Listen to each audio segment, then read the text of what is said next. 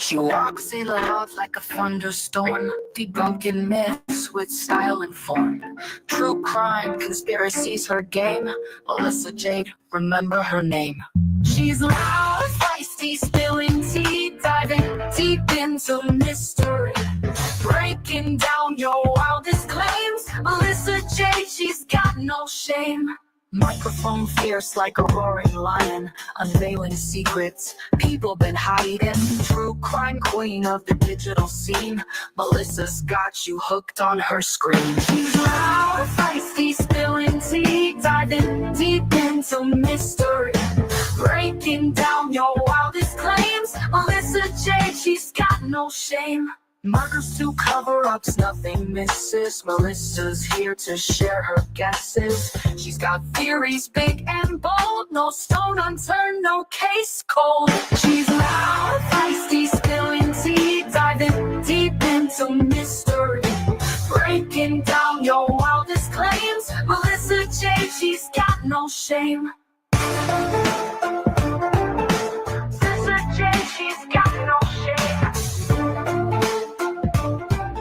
Melissa Jade, she's got no shame. From murders to cover-ups, nothing misses. Melissa's here to share her guesses. She's got theories big and bold, no stone unturned, no case cold. She's loud, feisty, spilling tea, diving deep into mystery, breaking down your wildest claims. Melissa Jade, she's got no shame. Melissa Jade, she's got no shame. Melissa Jade, she's got no shame. Melissa Jade, she's got no shame. Melissa Jade, she's got no shame. She's loud, feisty, spilling tea, diving deep into mystery, breaking down your wildest claims. Melissa Jade, she's got no shame.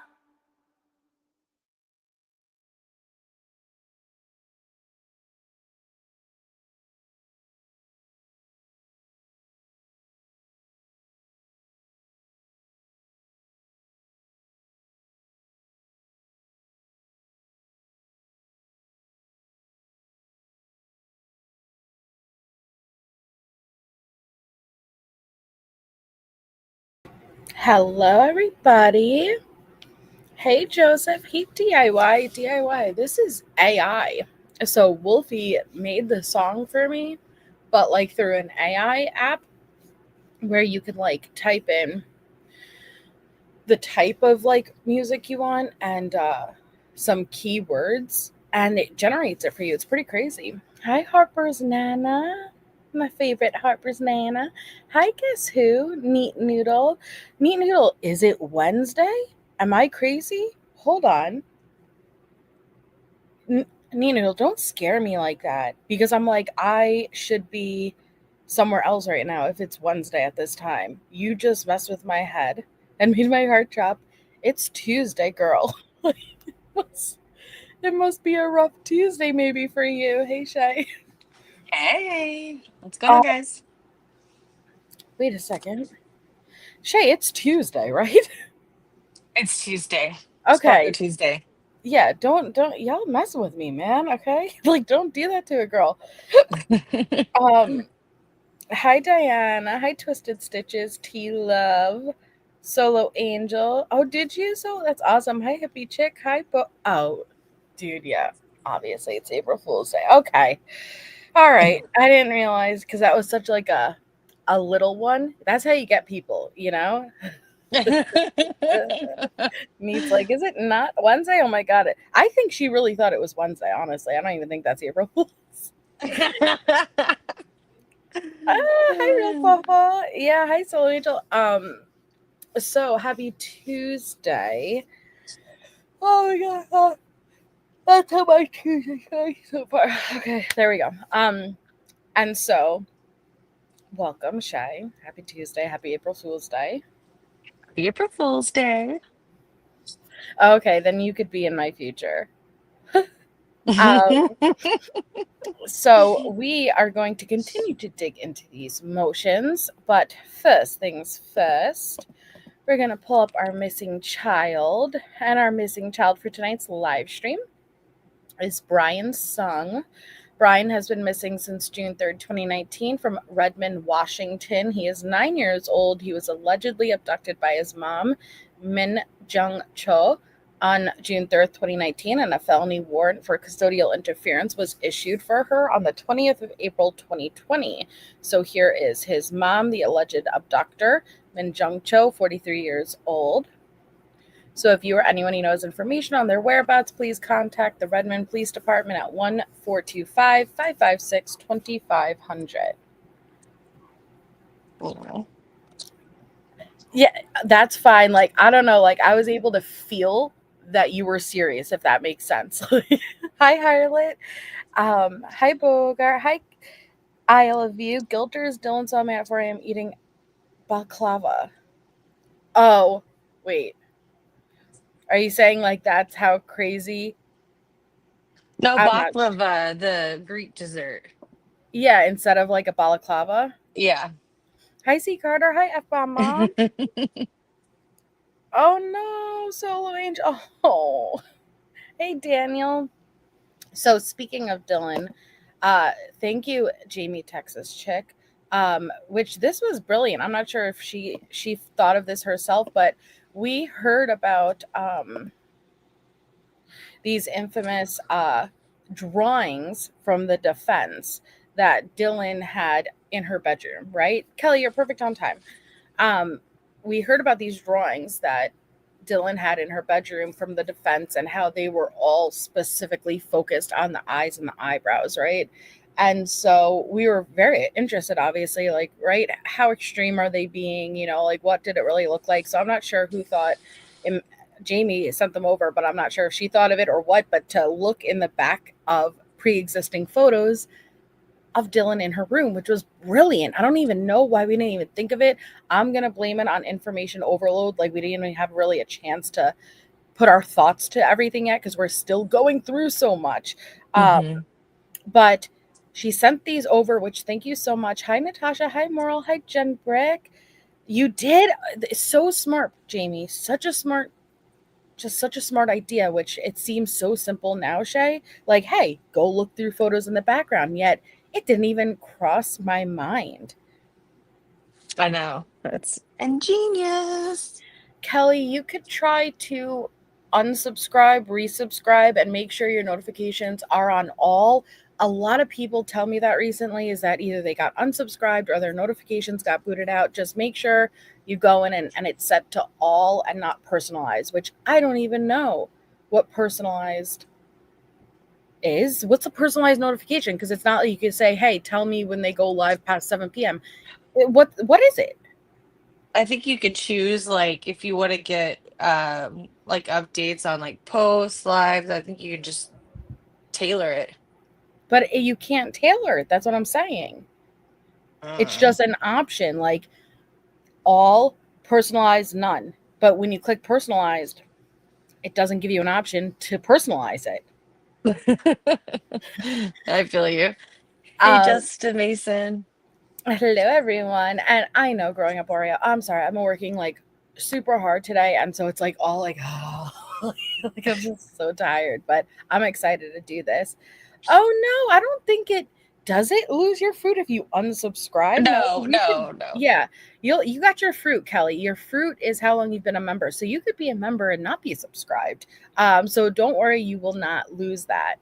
I've never seen the ability to tailor the notifications. I think it's notifications for what YouTube, once again, thinks you'll like best. I usually go all or none. Me too. And it's the same way for top chat, all chat. Like, who is YouTube to determine whose comments are more worthy and gets weeded out? Well, if you go to like your settings and go to notifications, you can choose how your notifications come in.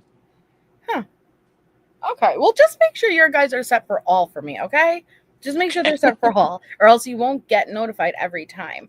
And yes, Betsy, okay, because see, hers were set to personalize. Yeah, personalize is automatically when you hit the notification, it'll automatically do personalized. You got to make sure you click that drop down bar and do all. Hi, MK. Make sure to drive safely. Hi, Cleo.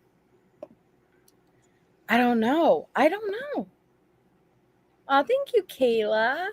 Okay, so here are the photos. Again, credit to Jamie, Texas Chick. Thank you so much for sending this over. I'm so sorry, F-bomb Mom. Yes, it should harlot. So here is the photo of Dylan, okay? And what we're going to take a look at is specifically in the background.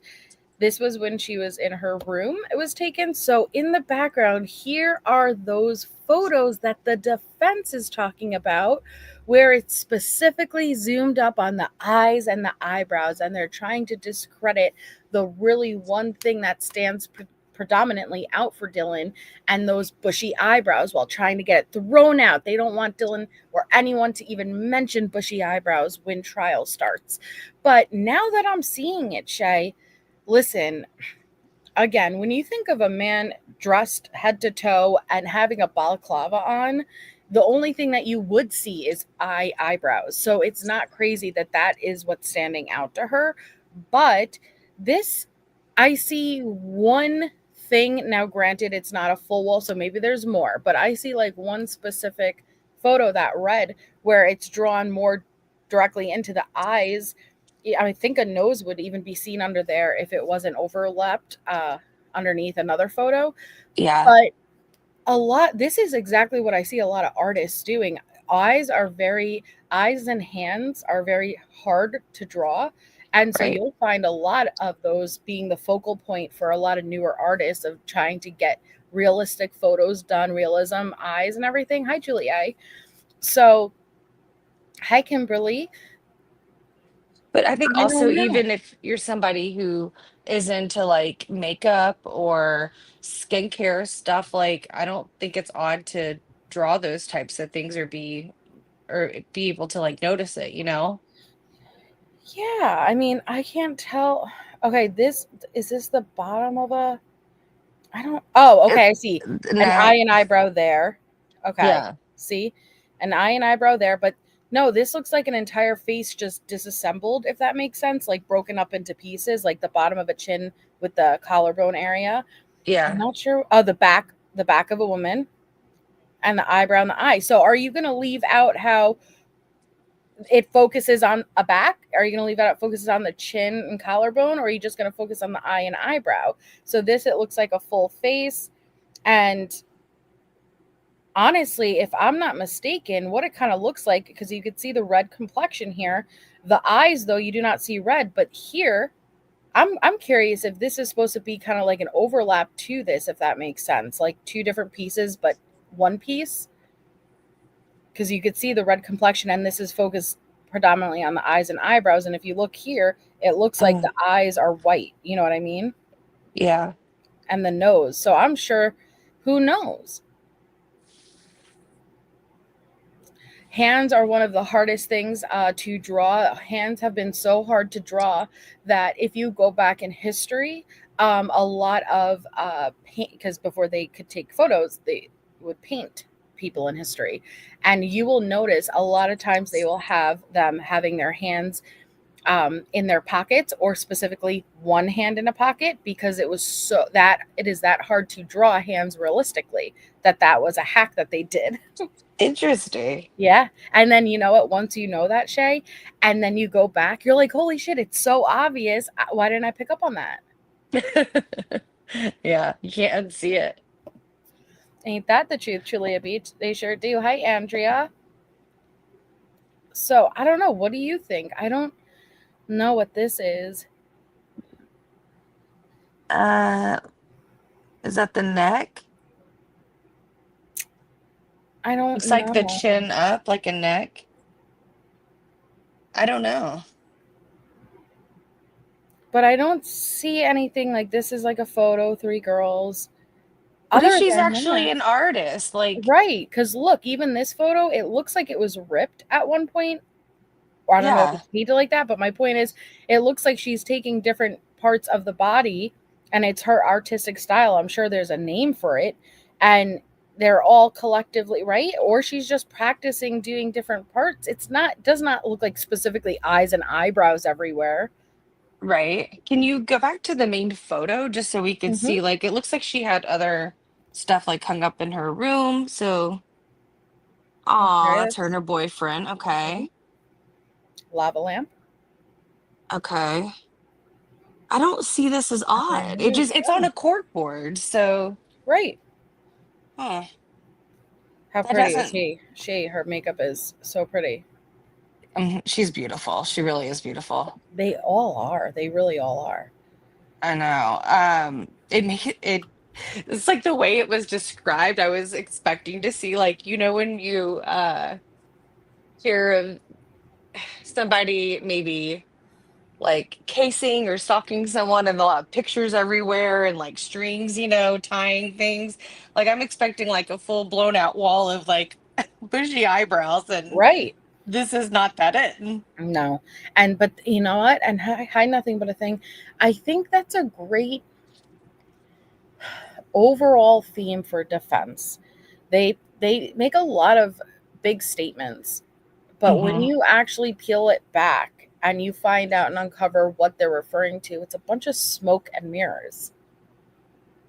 Smoke and Mm-hmm. mirrors. Hi, Kimmy. Sure.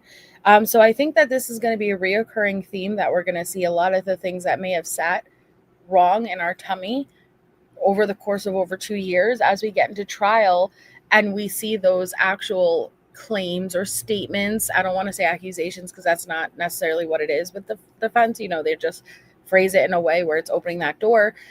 It's going to surface and we're going to realize, oh, wait, that's not exactly what I thought, similar to the exonerating evidence, right? And exculpatory evidence, not exonerating, I'm sorry, exculpatory evidence. And it's like, well, whoa, wait, that's what you meant by exculpatory? Like, that's not what I imagined. And I think that's going to be the reoccurring theme. Siren eyebrows. Yeah. Dude, I don't, I'm still stuck on that AT&T timing advance records. I really am, because it seems like people don't want to focus on the fact that in that entire affidavit, Syre did not focus at all on the fact that they're acknowledging they existed, but they no longer existed once they knew of Bryan Kohberger and knew to ask for them. They started to store for 13 months in 2023. That's separate. It's no longer Hmm. valid at that point. Um, but also the time specifically in Syre's affidavit and how his phone would have been. I would not even going from the, what was it, 2800, I believe, phones that they got. I wouldn't anticipate seeing Bryan's on that Moscow. I wouldn't, because his phone was disconnected from the network during that critical 2 hour time frame. They would have been looking. Yeah. And I think what a lot of people are hung up on is the reason why Anne is focused on using that and getting it accurate is there is a point where she's stating that his car is going in the opposite direction of Moscow before it goes off the network. And like we said, like sorry, Judge Hippler already did an order that um there's still a significant amount of time that even if he's 7 minutes like in the opposite direction, he had an hour to turn around and come back. Yes. There was a great NYPD and ATT expert going over the report. Very interesting and more in depth. You were spot on.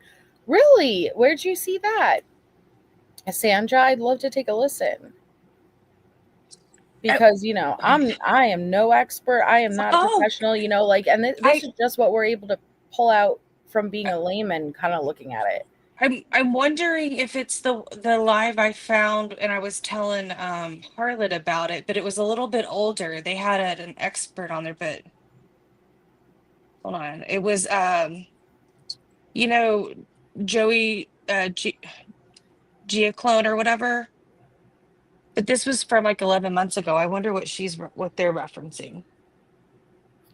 Named Hey, Murphy. Princess Scary. Yeah, what's another YouTuber named Murphy posted a letter from, and I think you mean, oh, AT&T. I didn't know if that was Ann Taylor. AT&T to a judge in 2019 stating that the records are stored for 13 months. That wouldn't make sense because they didn't switch that over until 2023. So I'll take a look, but is it verified? And when I say that, I don't mean to be a dick. I don't know Murphy at all. But what I do know is creators lie. Creators lie. Murphy. Murphy. Um, Let me see. Murphy, Idaho 4.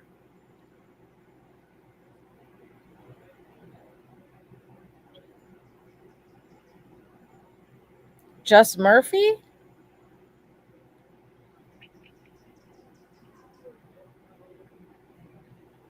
Yeah, a lot like ATS. I'm not sure. I'll keep looking for that. But okay, so that they only kept and yes. Oh, let me be clear. I'm so sorry because I didn't even think about that. They did have AT&T timing records, but the retention period was 7 days. Okay, so sorry. Maybe that's yes. They exist. They existed in 2019. But oh yeah, no, she said for 13 months. Yeah, no, but just for 7 days. It didn't switch to 13 months. Okay, maybe. Okay, hold on, let me see. Murphy. Oh wait, I know who they are. Credible? It's part of the whole Linda Lane stuff that happened Oh last God. year. Okay. All right. That's all I need to know. Yeah. Remember, I was following that channel because I said they were connected with that group Mm-hmm. that was part of like that Powder Puff Girl stuff. Yeah, yeah, yeah. Hmm. Okay. I'll still look into it though. Obviously, I'll be open minded and I'll look for it and see. I'll give you what my feedback is. Um, but okay. But my question is, how would they get that? I don't know. Okay. Um, so all of my new things are gone.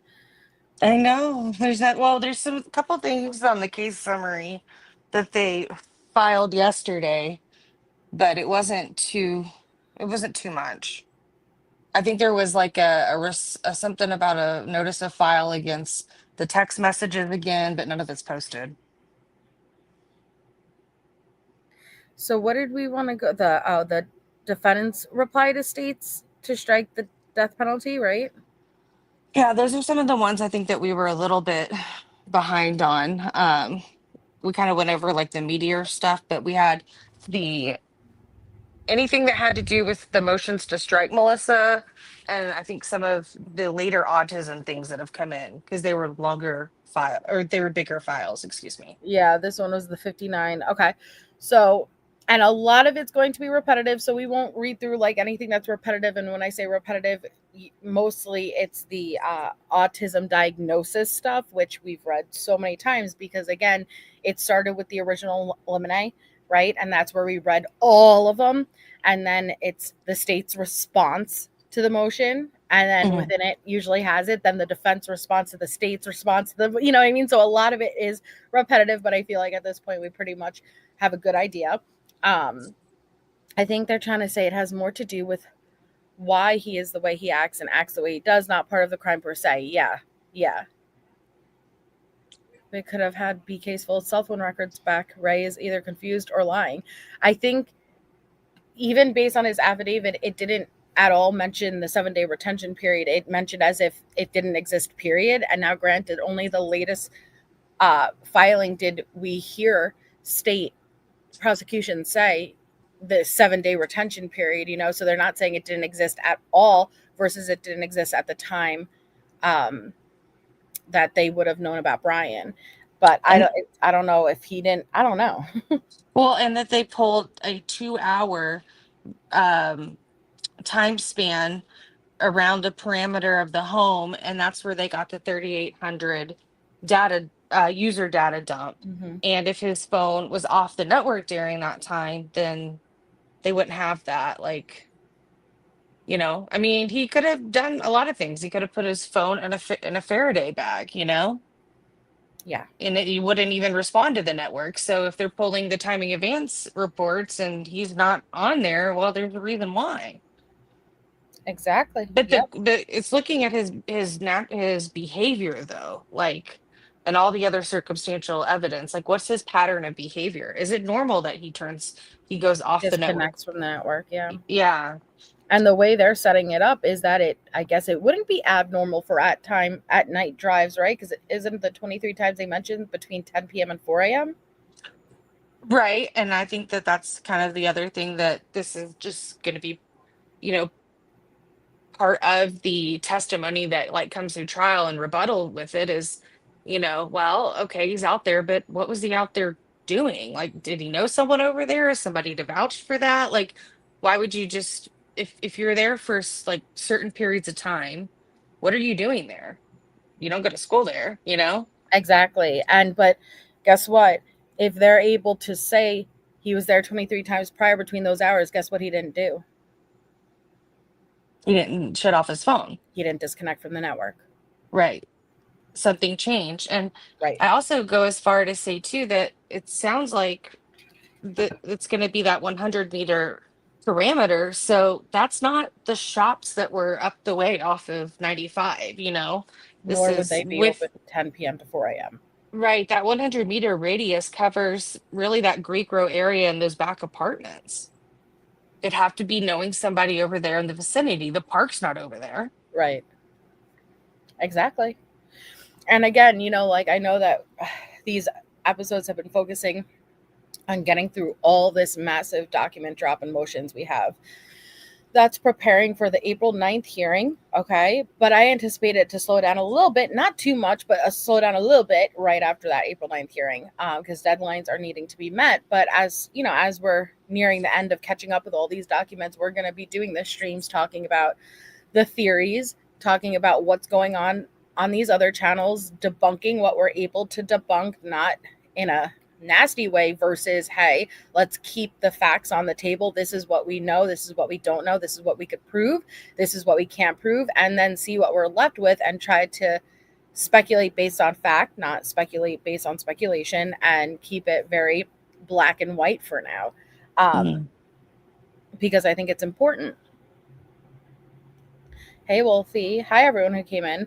All right, so this is the reply to the state's response to the defendant's motion to strike death penalty for the autism spectrum disorder. Okay, so Mr. Kohberger, herein defendant's response to state's motion limiting neuropsychological and psychiatric evidence, filed March 17, 2025. So that response provides neuroimaging showing that ASD has both physical and biological factors. So they're saying that, he relies on his right to a fair trial and to be free from cruel and unusual punishment.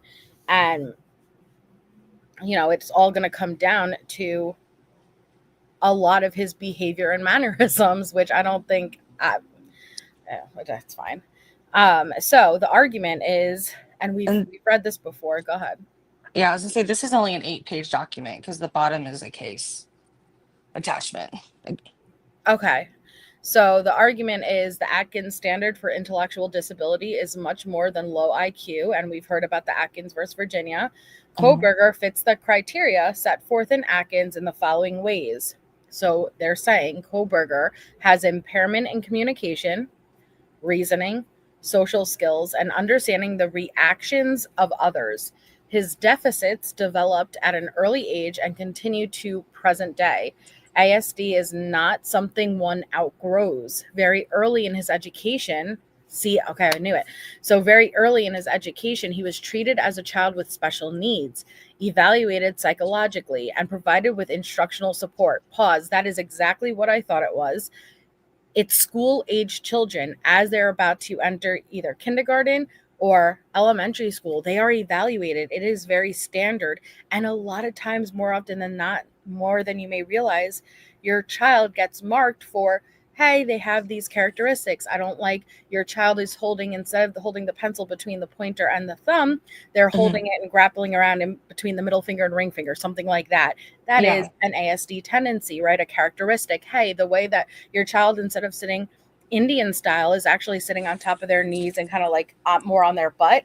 That can be a 10, and they're doing that as a standard evaluation. Every child goes through it so that they know if there are special needs needed once they hit that school level. And a lot of times it could be additional time on tests, it could be in another teacher aide in the room, a wide variety, but it's actually pretty standard until they get more of an assessment or see how they're doing, if they're able to maintain in the classroom, things like that. Yeah. um And my daughter has a neurological disorder, mhm, and well, we've talked about that. And I just found out, like Melissa, she's about to finish sixth grade, and they're actually about to well, they're asking me if she's technically graduated the program that they've offered to her. So going forward, in school, that she wouldn't need the special needs, same. Yeah. yeah, sorry, education plan unless, we choose to. So, I mean, I'm not saying that that's a one size fits all, but I do think that it is more common that you're able to make a lot of growth during that elementary phase. Hmm. Well, and Joseph, and I'm going to try to stick on the subject matter that we're going through, just not to derail too much, but there we do not know that the what is on the clasp is touch DNA. Okay, there's nowhere stated that there wasn't blood anywhere else. You see what I'm saying? Two things can be true at the same time. They didn't say, "Hey, this knife is null. I'm sorry, this sheath is null of any blood whatsoever, just this small part of DNA on the clasp." No, the only identifiable DNA outside of most likely the victims, which would be most likely Maddie and Kaylee, if that's my opinion, they were first, um, would be that unknown source of DNA on the clasp. You see what I'm saying? It doesn't say there was no blood. Right. Yeah, yeah. Okay. So it says very early in his education, he was treated as a child with special needs, evaluated psychologically, and provided with instructional support. Instructional support. The school. He was observed as rocking. Yep, there you go. Rocking in the classroom, inattentive, and he had poor fine motor skills, like holding a pencil, tying the shoes. So he received reading support, speech therapy, reminders to stay on tasks, more time for homework, and organizational support. He lacked social, emotional reciprocity and had few friends. He did not understand nonverbal communicative behaviors used for social interactions and had an inability to develop, maintain, and understand relationships. The state seeks death when Mr. Kohberger is a person with an intellectual and neurodivergent physical disability. Like people with intellectual disabilities, Kohberger's adaptive functioning is impaired. He lacks the skills to function in the real world of daily living. Let that sink in. Kohberger Please stop. Kohberger lacks the skills to function in the real world of daily living, self care, socialization, and communication. Pause. He was a teacher's aide He in has a his own master's in apartment. criminology and He has psychology. his master's in criminology. He had his own apartment. He drove his own vehicle. He was a teacher's aide, grading papers, giving feedback. How are you going to tell me he was unable to function day to day, including self care, communicate, any of this? Are you kidding me? Jeff's response is right on. What do you say? He said, sounds like his impairments would make it difficult for him to thoroughly clean his knife sheath, including the inside of the butt staff. Touche, Jeb. Oh man, Oh, that's tease, it's so perfect. crazy. That's a far leap. But again, you guys, they're making this to try to get death penalty off the table. But they had already, can't forget what's happened before this. They already were trying to get the death penalty thrown out because of the anxiety and stress it was bringing him. That didn't work. Yeah, it's, I don't know. This is interesting to me. Because I don't know how you're going to say a functioning day-to-day. He was a student and held a job. He had his own apartment. He was capable of owning his own car, driving across states. Like, get the fuck out of here. Mm-hmm. Respectfully. I mean, he was, even what in that ROTC type program that they had back in high school, like, um, I don't know. I mean, I think that he was doing exceptionally well for himself. Yeah. Yep, the 6 minute mile on Strava. Yep. And Betsy Ross, I think it's interesting, just seeing that in his routes. Like, I don't know. It is. So yeah, he did drive across country, Jordan. Mm-hmm. So, Oh, go ahead. Melissa, one more thing I was going to tell you, and I don't know if I got to, but I saw it on the Fox 13 Seattle, but they reached out to DeSales and they said that when it came to that crime scene final we went over, because he was in the online master's program, that he did not get to use like it's called like Taylor Avenue crime scene home that they have there. So I thought that was kind of interesting. So he didn't like go view that at like their little crime house that they have for DeSales. But I think also, I believe Angela Levy said that she reached out and asked them, if the subject of his final of the woman being stabbed, if that like scenario was like provided to him or not, and they wouldn't comment on that. And thank you, Joseph. Yeah, that is interesting. Mm-hmm. Sorry, I just forgot. I meant to tell you that earlier. Thumbs up is akin to patting your head and yeah, Jeff. So people with an IQ above 70 can still qualify as intellectually disabled due to diminished adaptive function. So the DSM clearly states that intelligence is not a hedge against severe deficits in social functioning. Quote, even those with average or high intelligence have an uneven profile of abilities. The gap between intellectual and adaptive functional skills is often large. So the state is misguided in its argument that Kohberger has, quote, the least severe form of ASD, in support of its position that his disability is not Atkins or Roper qualifying.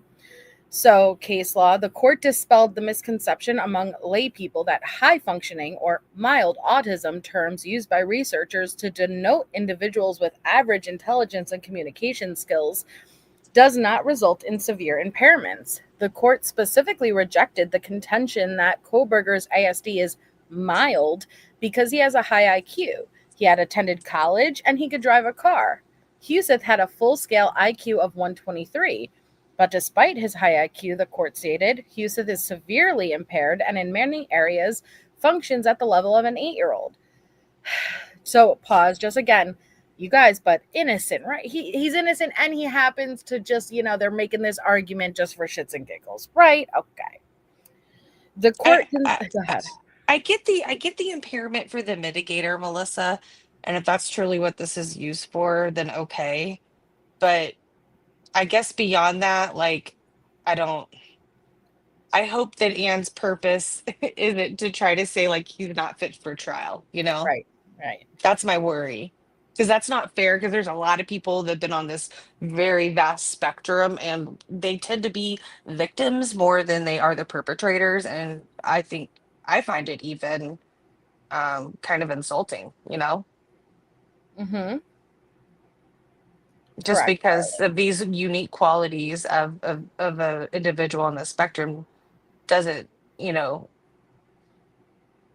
I don't mean that they're not capable of determining from right or wrong. Sorry, I'm just trying to gather my words. It really just makes me sad. They don't have that option. He does not have NGRI option, but they can use this as a mitigating factor to get death penalty off the table.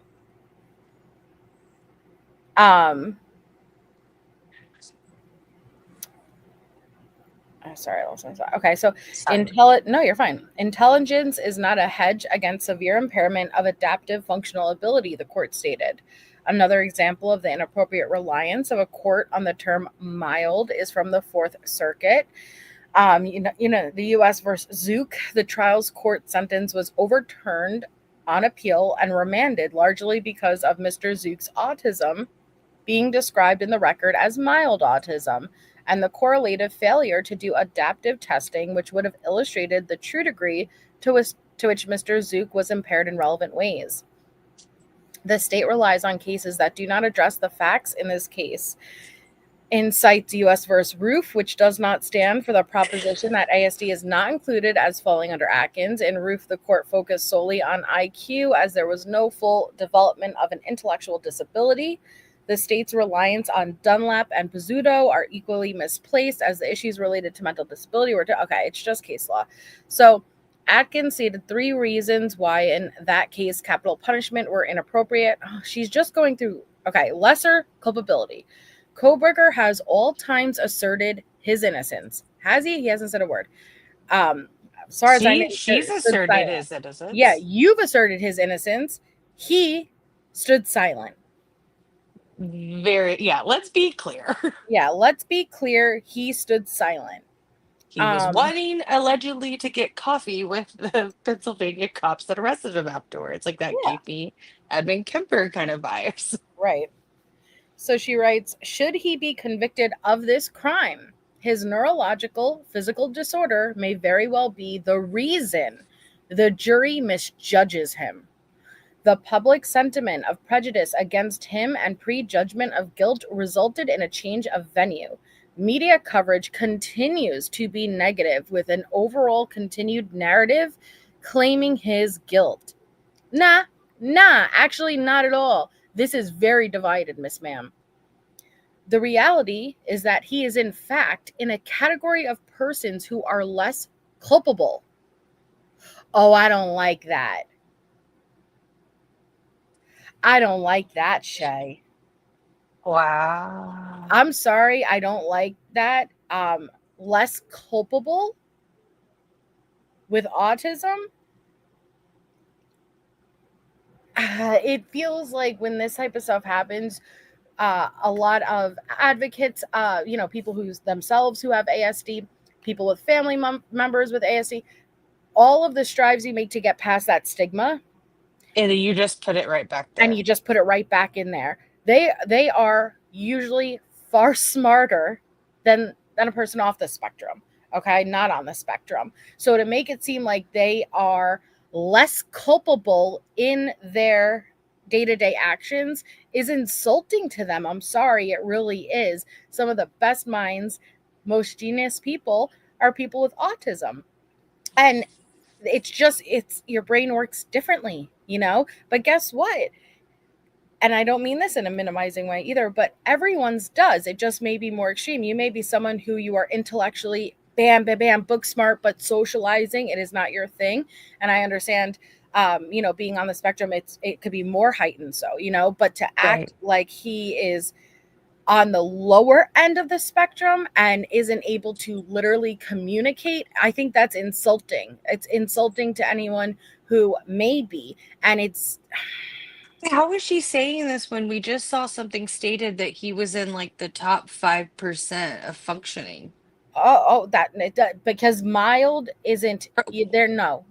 Wasn't that I mean, I could be wrong, but like, isn't that something we went over with the state? Because we were wondering, like, where are they kind of putting him on this spectrum?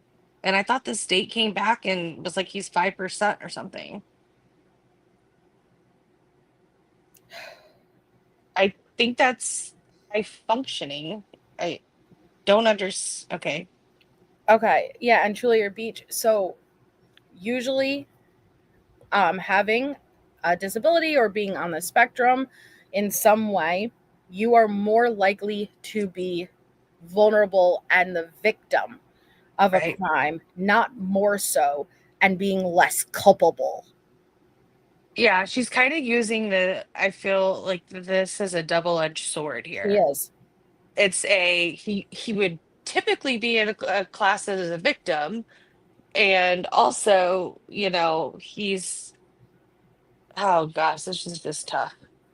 I don't like this at all. And I think she's setting how far back we have made. And I said this from the moment one when I saw her coming out with this and her saying that the jury is not educated enough to understand. I think we are more educated in today's society than we have ever been. There is more awareness. But what you're doing is at the same time trying to make it appear like you're advocating and trying to not have him go into a box of these are Right. his symptoms, while at the same time stuffing him into a box by his symptom. No, that's, you can't have it both ways. See, Winter Sky, as someone with ASD, this kind of shit really makes me mad. I don't blame you, and I'm sorry because I'm frustrated, and I'm not on the spectrum, but I know I've seen just how far, even like with today's society with social media, and to watch Right. all of the families, all of the parents advocating and educating us, and now we understand, because I guarantee in today's age versus even 10-20 years ago, you may interact with someone that you may notice, hey, I'm noticing those social, like maybe not picking up on those social cues and things like that. And Right. recognizing that these are symptoms, characteristics, and or traits of many different diagnoses. But it's insulting. I don't like that. I don't like the less culpable. I don't like what she's doing. She's having it both ways. And it's just not right. It ain't Burger King, Anne. Come No. on. So she writes, the reality is in fact Kohberger in a category of persons who are less culpable. It is widely it is widely recognized that autism does affect culpability, moral reasoning, and the ability to foresee consequences of social interaction and processes. People with ASD face a childhood of victimization by their typically developing peers because they are misunderstood. Inevitably, misunderstanding is going to reprise itself in the courtroom, setting to the great disadvantage of the autistic accused facing typically developed jurors. How do you know? How do you know one of the jurors may not be diagnosed with ASD? You'll be Oh. able to pick. You'll do that full vetting. Are you going to ask, hey, is anybody here diagnosed on the spectrum? For you to just like, are you trying to say someone with ASD cannot serve as a juror?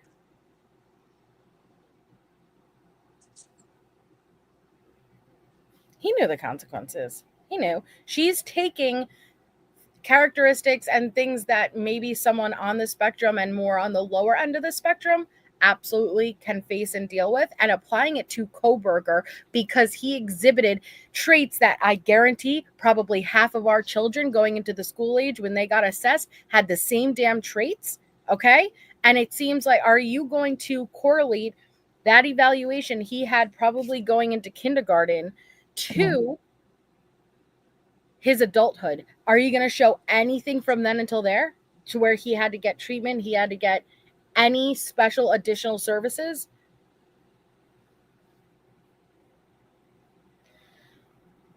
I think I'm concerned. Like, I want to see what another opinion is. Whether, it's independent, that both the state and defense agree upon, to do another evaluation of him. Because what, I wasn't expecting it when we got the stuff about, I guess I kind of was with the OCD, but the other one, was it the dyspraxia? Mm-hmm. But what if he is high functioning autistic, but what if there's underlying other psychological, mental disorders that he may have, that they may share like common qualities, like Yeah. in traits? Like, I'd really be curious of another opinion, because what if I feel like the autism is being kind of used as like a safety net right now, and I don't Yes. like it, and it Yeah. really hurts my heart. um it just does. And for all the people who think Kohberger was framed, why do you think they would choose someone where they know that this would be all of the factors? And MK, I completely agree. MK says if you're a good defense attorney, you have to do the dirty shit. It's the nature of the beast not taking up for her. And I don't Mhm. disagree. I understand she's doing her job, and for the most part, I could see what she's doing. But there are two situations I could think of off the top of my head where I feel like it's really borderline crossing that line. This and Taylor and Jose Baez. Jose Baez, I feel like really pushed that line with the allegations he made, and we're seeing it right now towards Casey's father. I think that was brutal, and I think that really, like you ruin more, more than one person's life to get your client off. I feel like morally that was just really fucked up. Then this case where, for the most part, I could have reasoning behind everything Anne's doing, and I can understand her fighting it, but I do not like that she is making an implication that there is some big conspiracy. And I think that that's teetering the line of, hey, you're not just doing your job, you're really pushing it there, and you're fueling these flames and doing your wording in a way where you are implying they targeted him and they set him up. Mhm. It's very rare that you see that kind of stuff happen. Doesn't mean it doesn't happen, right? Yeah. I mean, I'm not. I want to see fair justice, so it's like I'm kind of weighing it out in my head right now. What's I get what her job is. I get what the end goal is. I think that this really bothered me, but I'm also equally just as pissed with the cast stuff and the alibi all together. Like all of that wrapped in one, Right. Like I'm really struggling with this. You want to read? Yeah, I will. Sorry. Oh, no, you're fine. Death penalty as a deterrent. It is well known that the death penalty is no deterrent at all. That is the reason that many states have eliminated it. It is not a deterrent for anyone. Moreover, the state argues that the death penalty does not act as a deterrent for the intellectually disabled because they cannot process the possibility of execution as a penalty, and declares that this does not apply in the case of autism. To the contrary, autism is often conceptualized as an executive functioning disorder. Part of executive functioning is the ability to foresee consequences and adjusting behavior to optimize one's course of action to obtain beneficial and avoid negative consequences. Mr. Kohberger suffers from executive function deficiencies such as disorganization and inability to plan ahead. Wait, what? Inability to plan ahead. Did he pay his bills? Did he set his alarm clock and get up every day to show up on time? Yeah. Oh, did he go on his hiking? I mean, Did he plan this shit he ahead? Did studied he for study? test. Did he make his deadlines for tests and papers? Are you kidding me?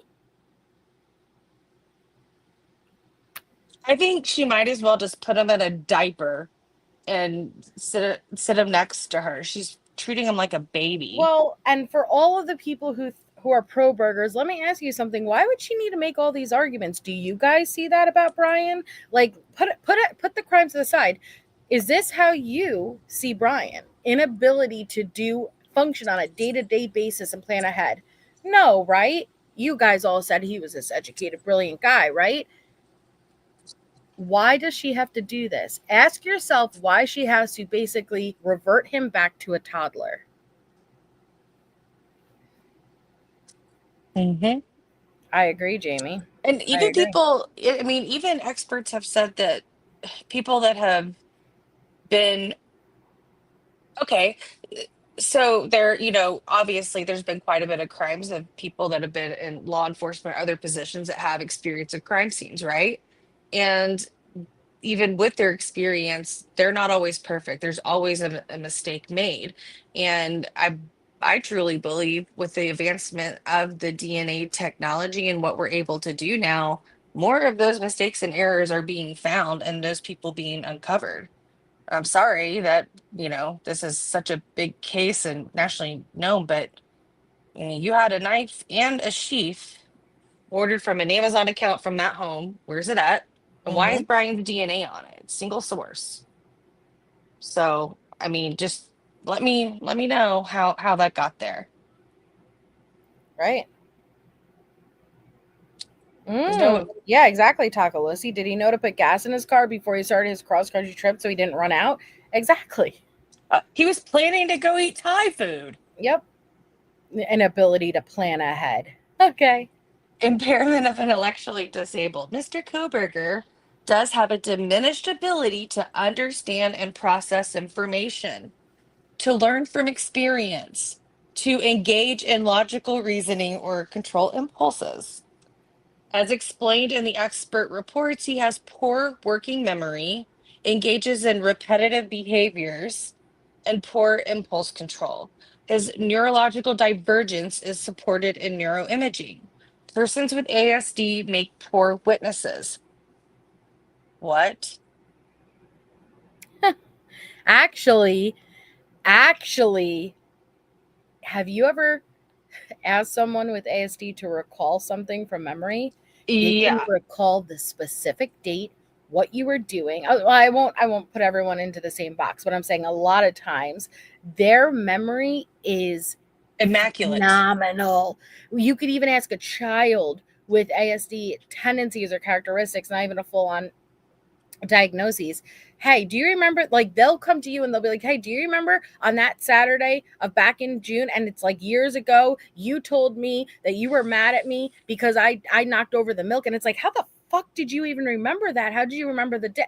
It's brilliant, though. It's brilliant. So for you to say people with someone with ASD would make a poor witness, actually, I would make the complete opposite argument. They may not be able to necessarily articulate it and communicate it in that social situation perfectly, maybe that, but to recall such details, that is a lot of times what makes a person with an ASD diagnosis so brilliant and unique, is their ability to do that. Mm-hmm. Wow, man. Another insult there. Okay. Would make a 4.0 impossible. Yep. Research shows that if the jury is not informed of the defendant's diagnosis of ASD, the impact of a negative impression of demeanor may have a detrimental implication for the defendants with ASD. And so they cite case law, and they said Mr. Kohberger's ASD makes a fair and just trial a challenge. The state argues news coverage is not informative on this topic. The state benefits from the biased news media. What? From the topic of ASD? I think a lot of people, I think there's a lot more awareness, one, about ASD in general. But if you're talking about the coverage of these autism filings and you don't think it favors the defense, well, maybe some people have shared feelings about some of these filings and don't agree with the defense. Right. I don't know. I hope you feel better, Carolyn Cooper. I Yeah. sound like a bomb. All right. So public sentiment is that Mr. Kohberger's physical presentation makes him look guilty through no fault of his own. His flat affect, intense gaze, awkward body posture, holding still in the courtroom, inability to react and process what is happening in the courtroom, an inability to show emotion could cause enough juror bias to convict him. Without a doubt, his ability to testify in trial and the decision to testify will be nearly impossible for Mr. Kohberger. He has no ability to perceive what it will feel like and whether he should in fact testify.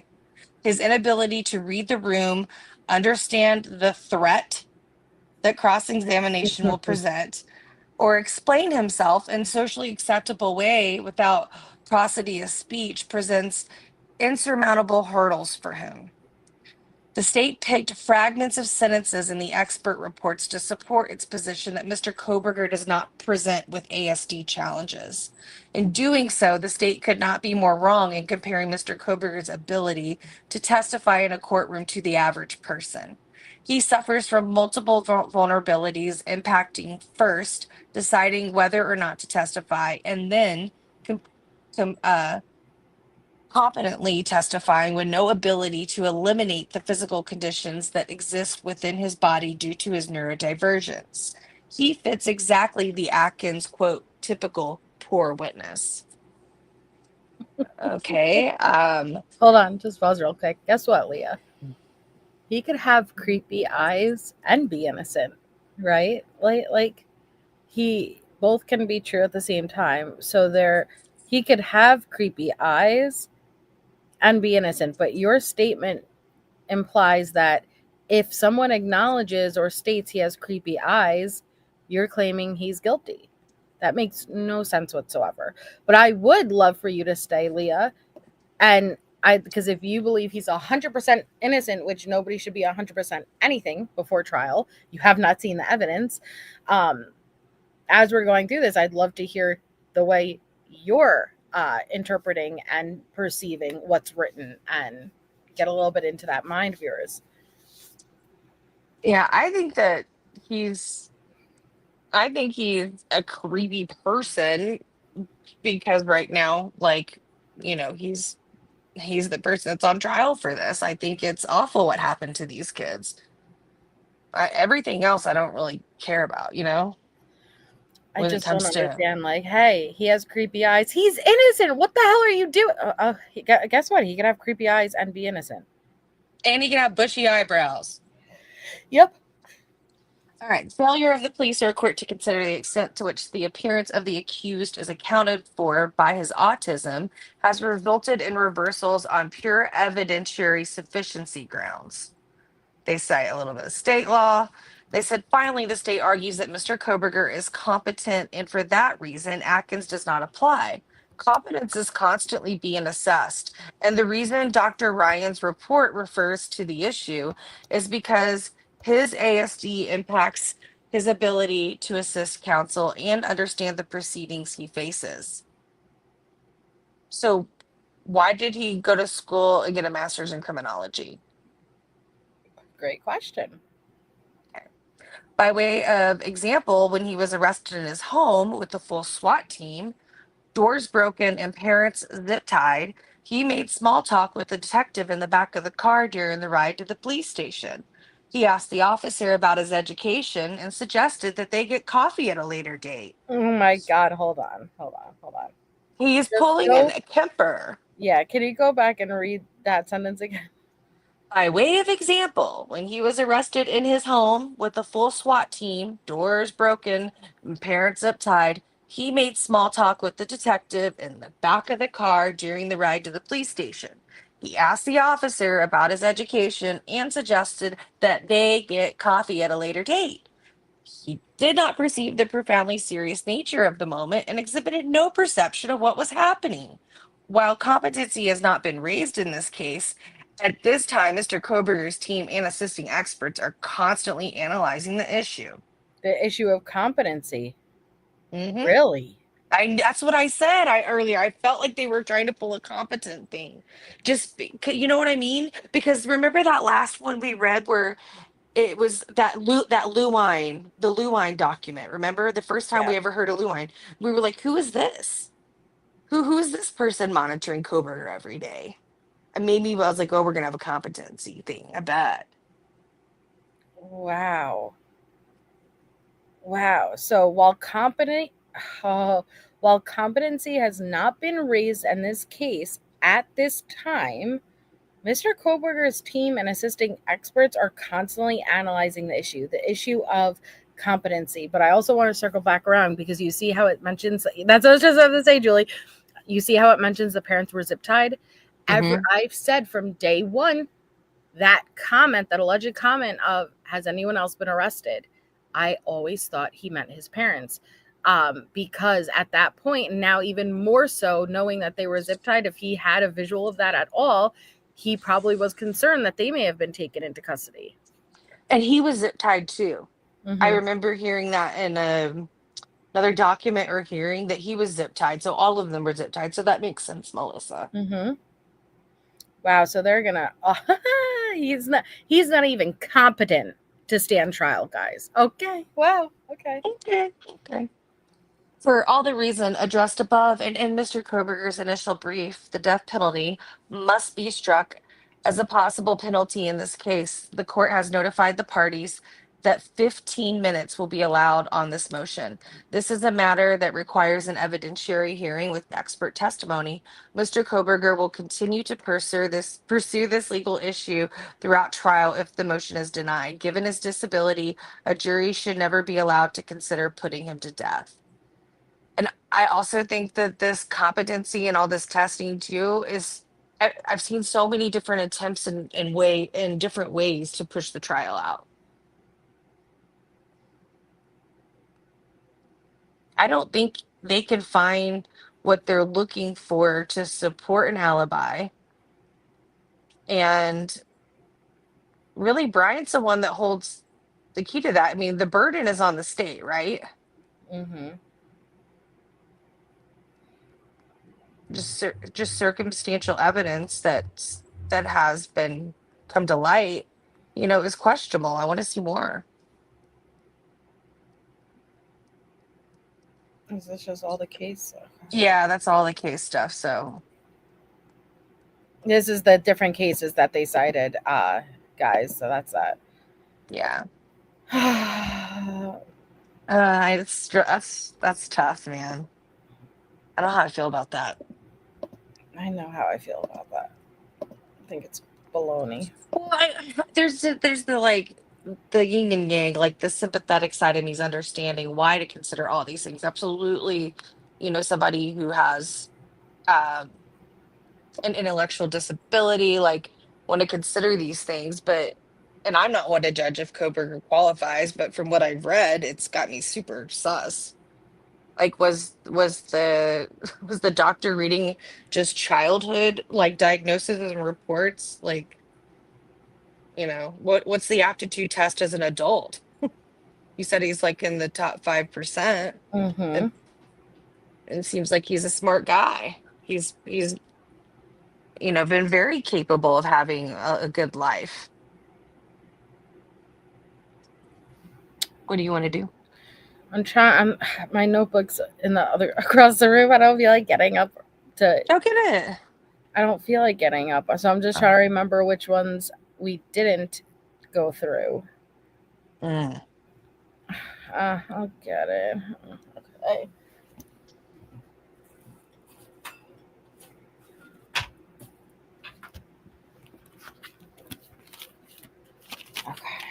I don't have my laptop. I'm on my iPad, or else I'd look. Sorry.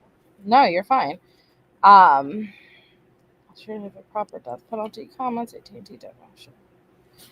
Okay, so let's see, because I feel like there was still a state's reply. There's a state's reply to the motions in limine regarding improper. Oh no, we already did that one. Yeah, we did that one. Did we do the exclude the IGG? Nah, we did that last time. I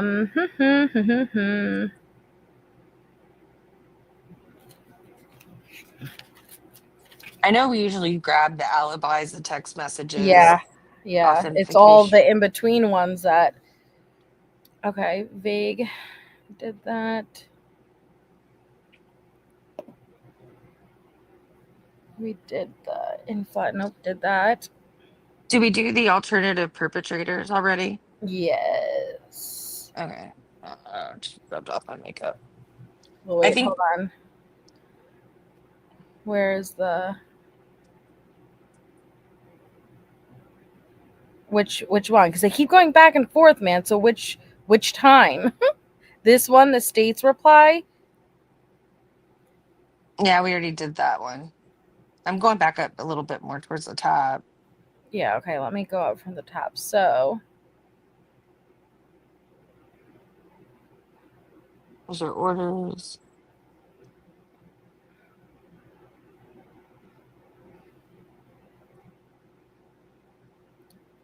Neuropsychological, did that. Did AT&T timing. Did motion limine with the 911. Did the text messages. Did the authentication. Did the demonstrative. We didn't do the rebuttal expert disclosures. Our expert disclosures. We did the jury questionnaire. Again, the rebuttal disclosures. Notice of appearance, Allen. That one's just an order sealing it. Yeah. Yeah. Vague and undisclosed. Oh, we have the defenses? Yeah, this is the defenses. Damn. Okay, I guess we're. Ooh, are we actually getting to the bottom of this? Yeah. Look at that. All right, so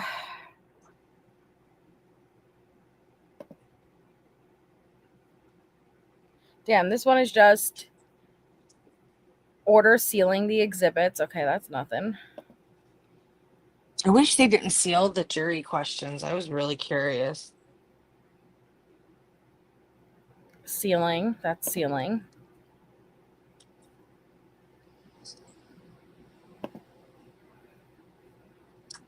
No, KV.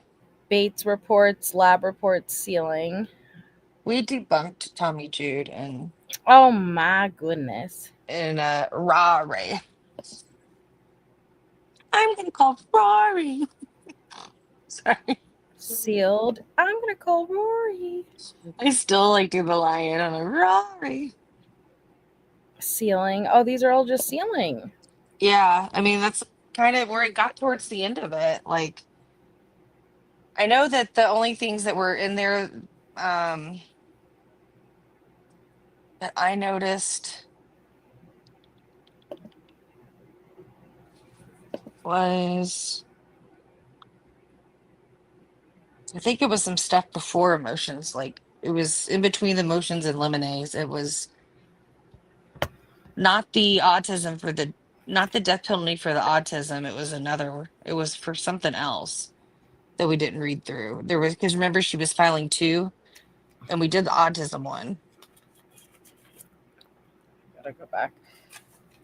Where's the modify no contact order? Why are there so many? Defense. Okay. So then state's response. Okay, so state's response. Motion and lemonade. Do I have statistical analysis? I don't think I have statistical. I think we did do that one. The state will not ask the same question asked in the grand jury because, as the witness explained in response to the question, is not a helpful way to discuss the likelihood ratio. Oh, yeah. Oh, yeah, because it was redacted. I forgot the grand jury one. Right.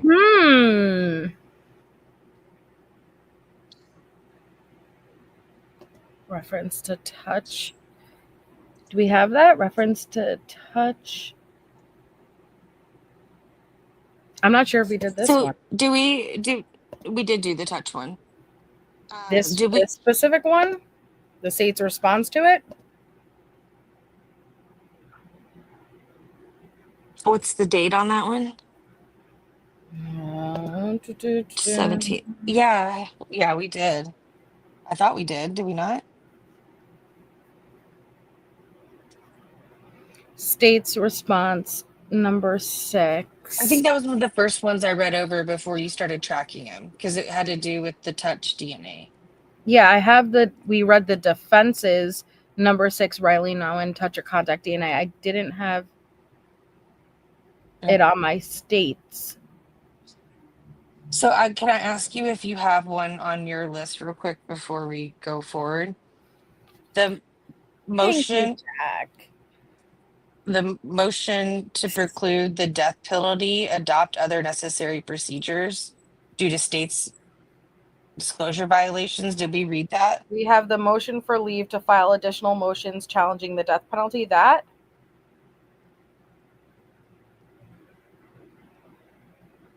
And thank you, Jack. Where's my bagels? Don't you dare. Don't you? Okay. Yeah, we read this one. Sorry. Okay. Hey, so then do you want to we could do what? What do you want to do? I kind of want to watch Gray's video doing the drive. Like remember that, and we saved it when it first came out and they did the map, but we just haven't had a chance to really take a break besides anything but the motions.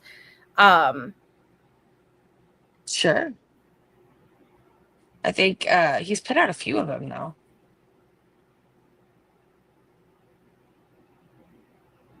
Oh yeah, we did with this. Okay. Okay. Well, here I had it. No way. I thought I had no idea we were that close to being caught up. Yeah. And here I'll pull this up while I get this for anyone who wasn't here originally, getting to see at least some of, if not all, of the notorious eyes and eyebrows that defense is claiming Dylan has all over her room and she's just obsessed with. That would be back here.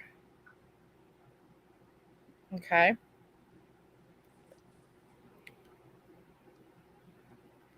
Dun dun dun. Okay, hold on.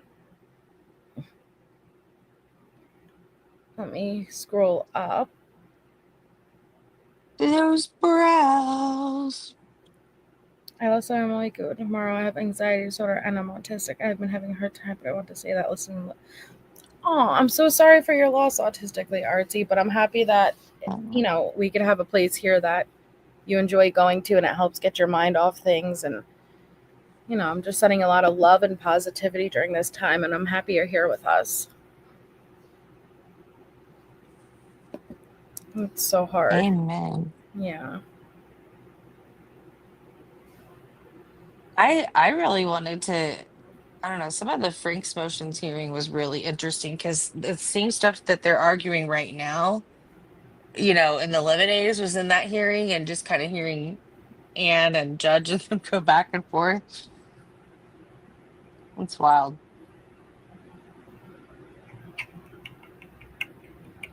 But yeah, Gray has a couple of videos. I don't know which one you want to go through. I had it saved for this moment, but I guess here, I'll just have to type it in.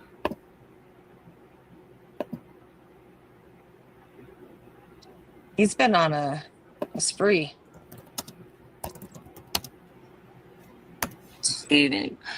What are you guys most interested in right now?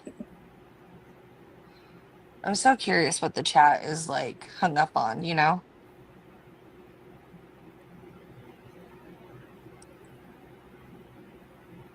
I think this was it. And I'm not going to play the whole thing because I don't want to take it from him, and I will drop his link for anybody. He listen, Gray does a really good job with the mapping.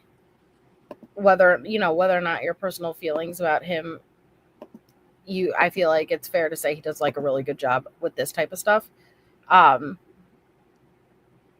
so let me see. Single most important element of the case that shows the movement of a white Elantra missing its front license plate. And as we know, the white Elantra missing its front license plate parked at 408 and then left at a high rate of speed at 420 and 47 seconds. Inside of that 13-minute window there, a knife sheath was left on Madison Mogen's bed that had Bryan Kohberger's DNA on it. And the knife sheath matched the make and model of a K-bar knife and knife sheath that Bryan Kohberger King rode right here. And the vehicle drives around like this. Remember we used to do this? This is the King Road house right here, guys. And then you're like, I just need a little car right here. Yeah, I just need like a little animated car going up and down here.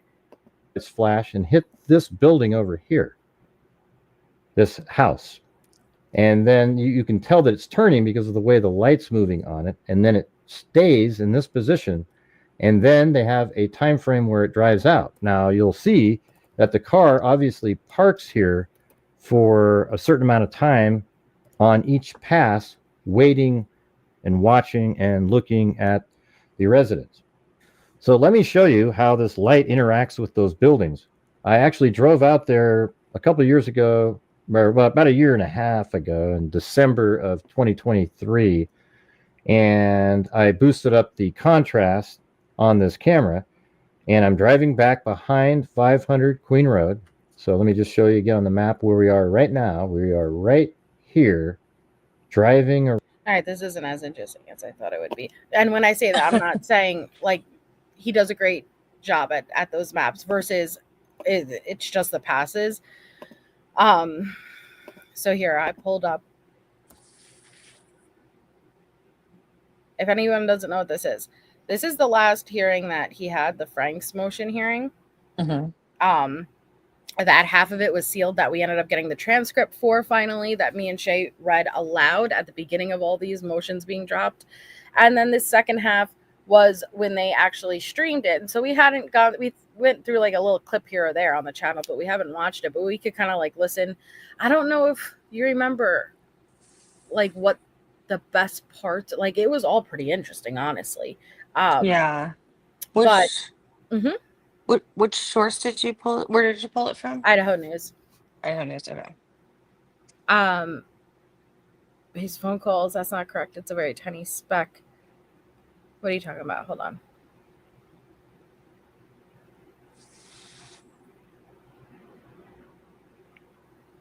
Oh yeah, no, it wasn't. They had, remember, and I forgot what it was called, but they had that damn chart that me and Shay were very longly going through, where it's direct touch, right? Transfer, then touching something to touch the object, then touching something to touch the object, to touch the object, to touching where it transferred. They went into great detail about this. This was direct touch. Right. Okay, so hold on. I just pulled it up on my phone because I was looking too. So we've already gone through the DNA stuff. I don't think anybody probably wants to go back through that. I could find that document, Jamie, if I have to, because it went into the great detail about the difference between touch and transfer. It was directly touched, guys, directly from Kohberger. Yeah, it was. Hey, Jade. Yo, girl. All right. I think we've heard enough about DNA. Yeah, so I was wanted thinking to get Amazon. Yeah, that's what I wanted to get to. I thought some of that stuff was like really interesting. Mm-hmm. I'm getting you a timestamp. Sorry. Oh no, you're fine. Still scrolling. I'm pretty sure, because what I will say, it was a great moment when Hitler said, "It's not violating his amendment rights." Are you saying that if my great aunt's cousin, second twice removed, put her DNA into Ancestry.com, that it's violating my personal rights?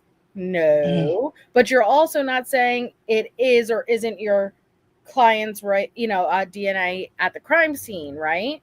Right. And so he doesn't have rights over DNA left at a crime scene. You can't have it both ways. Are you going to come in here and tell me that is junk science coming directly from the motions that we read, when you're also claiming with milliliters how much DNA was left in milliliters? I'm referring to the exhibit that was in the motion in limines. Okay, so I think if you want to get to that part, go to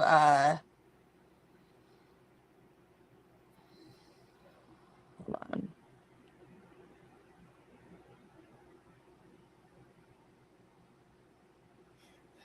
Are you talking about where he's like it's the DNA like twice a day on Sunday part?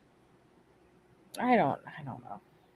Here, I'll just jump around and see. If you're at 48-minute mark, that's where they get into, or he makes the comment about the DNA, because the rest of it is just talking about what was in the transcript we read. Okay. That trash pool either. All three of those stages of this case, there should have been a warrant and there wasn't, and this must be suppressed. Your Honor, for the purposes of the Fourth Amendment protections and Article 1, Section 17 of the Idaho Constitution, we are looking to see if somebody has a privacy interest that society is ready to support. Again, in this case, if society is not ready to support suppression of every bit of our DNA when the government does not have a warrant and searches it, there is no privacy right left. Do you have any cases that hold that? I do not have any cases that hold that, nor do I have any to the contrary that say that's not the case. Oh, okay. So I don't have any cases that I could cite case law with, but I also don't have any cases that don't say that. Oh, okay. And Melissa, I feel bad because I probably did give you some timestamps, but I actually thought the whole thing was interesting because we did read it. Yeah. There's some good argument. Your Honor, this is a situation Melissa, where right behind Anne. I'm sure you recognize, guys. Yeah. So there's a gray-haired lady behind Anne. Oh, to the left on your left Oh, side. Ann, I'm sorry. I'm Right over there. here on this end because I recognize him. Okay, her, That's yeah. Bika Barlow, everybody, and she is going to step in, and Jay Loxton, that's over to the left. He's just going to be a counsel, but he's not going to be on the trial bench. And we gave that update a couple weeks ago. So Bika Barlow specializes in like DNA type legal matters, and so she's now joining their team. That's her. She was ready, Melissa. Mm-hmm. This identification was done in complete secret behind closed doors, and it's been continued to be a secret. And that should raise red flags for your honor about privacy interests that are at stake. I love Judge Hepler. The court can see from the various affidavits in this case that there's a lot of things done that don't say how Mr. Kohberger was identified. And the reason for that is because nobody wanted to talk about what happened here with the genetic genealogy. That search was done. Okay, and before we get into this, and I know it's like a broken record, I understand that the genetic genealogy and the FBI possibly going in through the back door method. Mhm. I The get TOS that. violation. It's at most it's a policy violation. Let me be clear. It is not breaking the law. I'm not supporting it. I'm just saying it's a policy violation.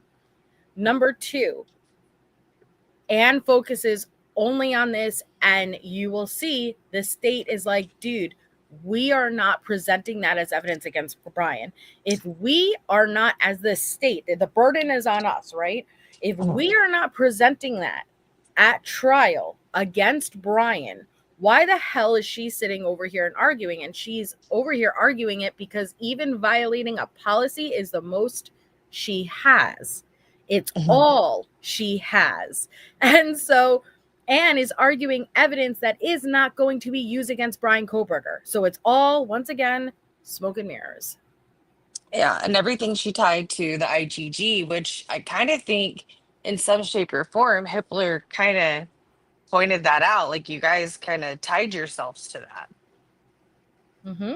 Because they felt like the IgG was connected to all of the things that they wanted tossed out. Leah, I'm not a professional in the field, but I go off of the professionals' documents and the experts, right? So I'm not going to claim to know something 100% certain that I don't know. All I'm saying is I can source you to where I'm getting that information in which motion. You want me to get the motion? Well, you can, but I'm just saying it's going to fall upon deaf ears. But I'm going to ask you, Leah, are you an expert? Because all we can do is look at what the experts are providing, right? That's it. I didn't just pull that out of my butt. It was an emotion, and we broke it down because we've gone line for line for line for line for line.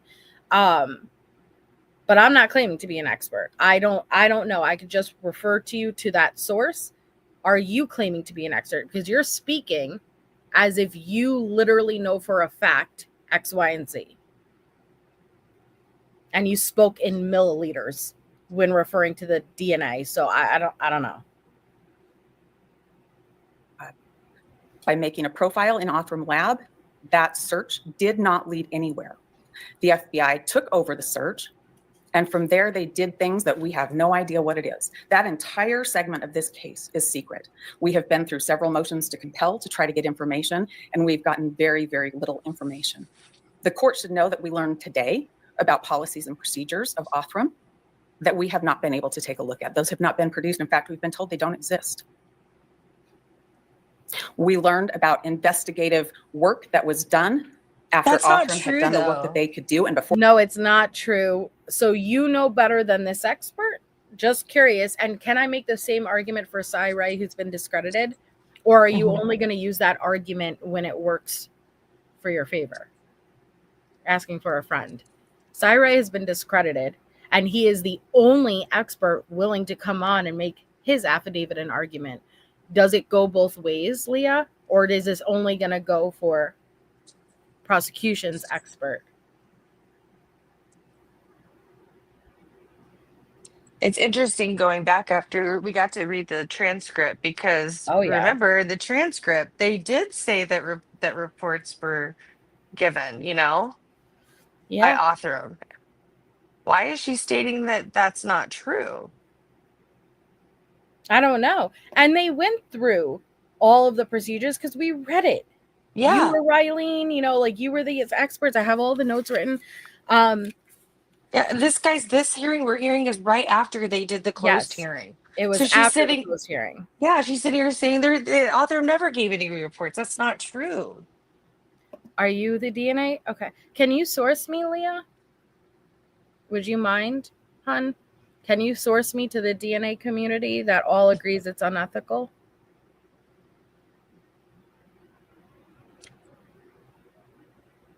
Thank you. Ooh, I'm gonna get you a clip of something real quick.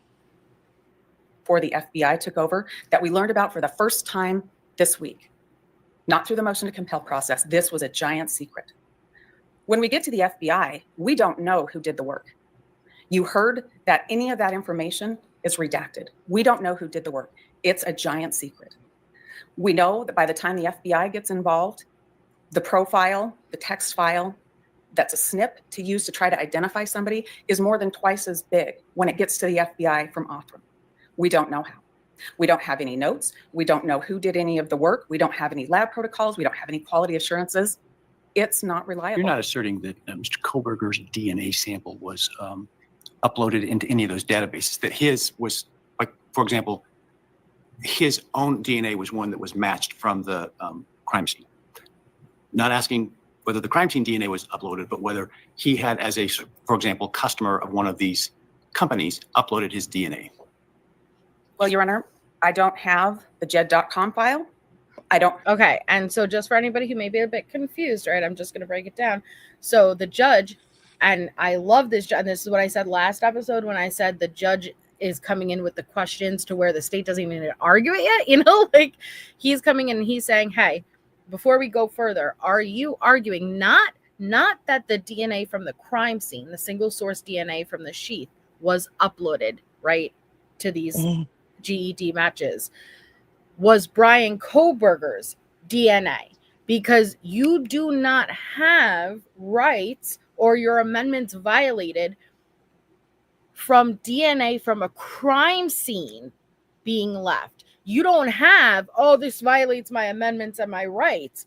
No, unless it was or has Kohberger opted in? Is it his DNA in it? What are you arguing? And then you're going to see the judge make it very clear, nah, nah. Have. You're not asserting that fact, correct? Your Honor, I'm not sure what the court is asking me. Well, it goes to whether or not your client has standing to complain about the searches of the databases, because as the state has posited, that wasn't his DNA that was searched. At best, it was his ancestors. Exactly. So it wasn't even Kohberger. So Kohberger wasn't in. So let's say 23andMe. Are you asserting that it was Kohberger's DNA in the system that even led to a match? Because then I can understand as a customer, the policy was violated. Correct? Correct. It was not. I'm not talking about the DNA at the murder scene. I'm talking about just in general to link it. It wasn't Kohberger's that was linked. It would have been a family member, right? So you cannot claim your client's right was violated when it wasn't even his DNA that was matched. The same way that if my second cousin's sister's aunt did their DNA to 23andMe, I can't claim my rights were violated if I end up having my DNA left at a crime scene and they matched through that second cousin sister's aunts. You know what I mean? Like, you can't have it both ways, and you don't have rights over the DNA left at a crime scene, and you don't have the rights for the family member who it connected to. Exactly. No, I did not hear that, Harlot.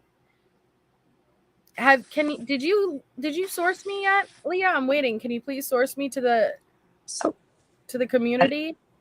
And I just text you and put in chat or back chat a link and a timestamp, and it's expert DNA talking about this matter. And It's pretty interesting. Mm-hmm. Okay. But it just kind of may help reinforce the point. But here's the thing: the point's not going to be made. Okay. Like, unfortunately, no. I'm not saying I won't pull it up, but like, I'm not going to derail too much because I understand I'm going to hit a wall there. Right. Well, Your Honor, I am not sure why we're here if the state hasn't alleged that Bryan Kohberger's DNA was on the knife. No, I'm not talking about the knife sheath DNA. I'm talking about what they tried to match it to. Your Honor, I would answer it this way. The way that those databases work is looking for shared DNA. They're not talking about the trash yet. Walk away, Renee. They will, but that's not what they're talking about yet. They're not talking about Kohberger's dad's discarded DNA from the trash. Right now, they're talking about the databases. Those databases don't turn out a name and say this I is have your a suspect. privacy interest against any of my relatives that might want to upload their DNA to one of those systems. I should be able to stop them from doing that because I share some DNA with them. That is certainly not what I'm saying. What I am saying, Your Honor, is if somebody takes your DNA and uploads it, I think you have a privacy interest in your own DNA. Not necessarily in, let's say my DNA is taken lawfully.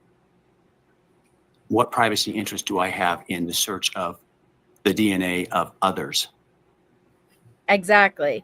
And thank you so much, Mama Turn, for the memberships. Welcome to all of our new members. Please make sure you thank Mama Turn if you got one. So exactly, if your DNA was taken lawfully, like at a crime scene, and then it's searched and it connects to one of the family members, what rights do you have over that? Exactly.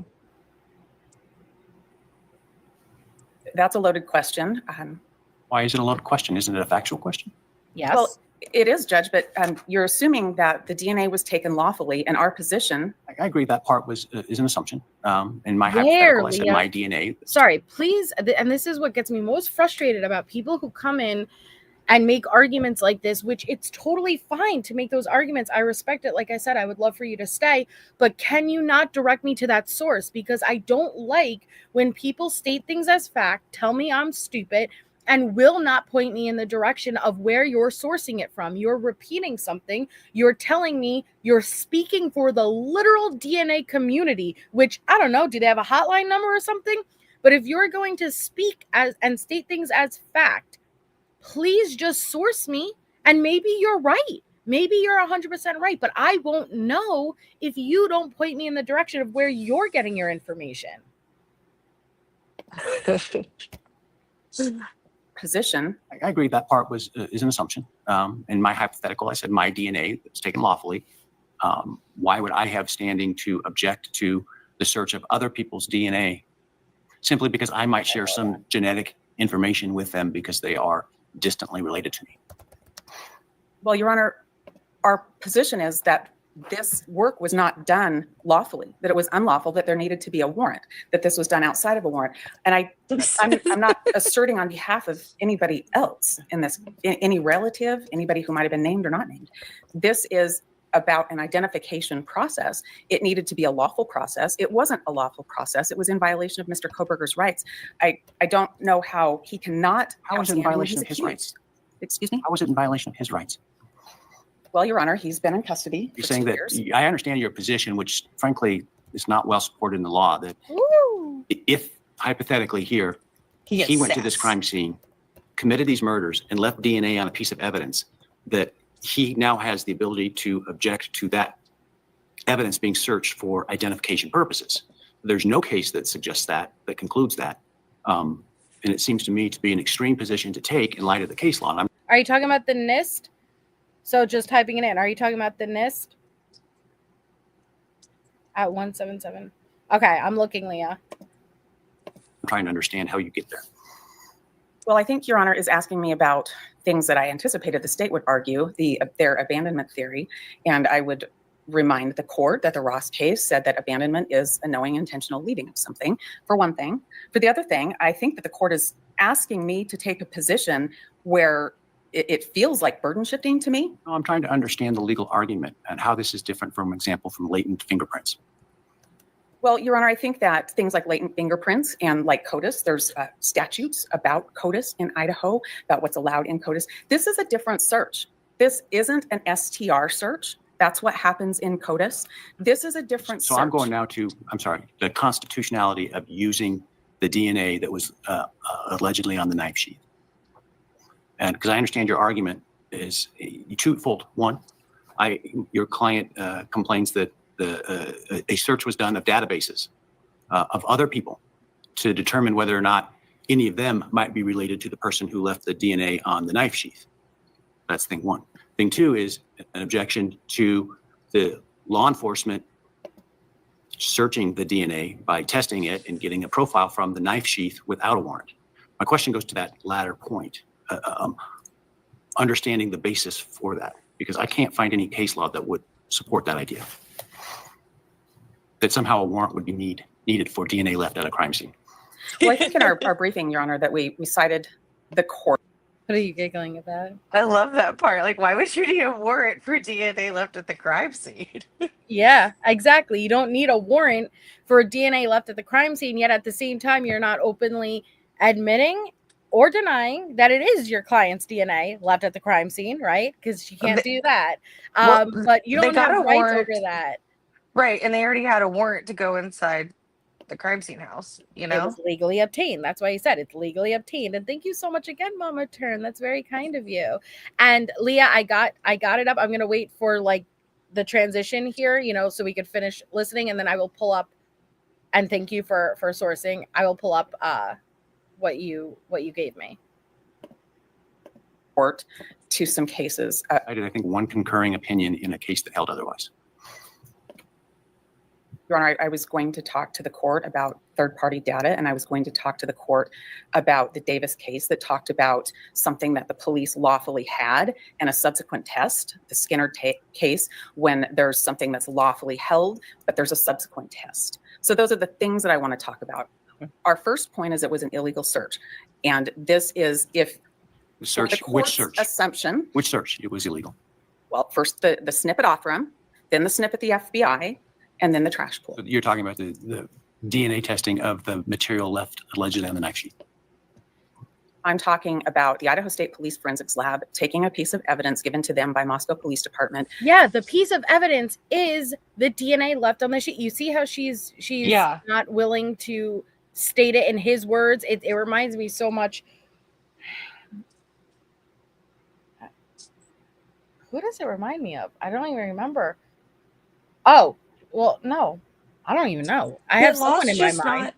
The law just hasn't like been on our side. You know, they say whenever the law's not on your side, defense lawyers will pound the table. And that's, in my opinion, kind of what Anne's approach has been lately. Right.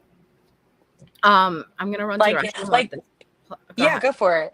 No, go for it. Before I was just gonna say, like, you know how she always brings up, you know, this should be like a social issue. People should be. She's using, you know, she doesn't have case law to back her, so she's trying to emote emotions out of people.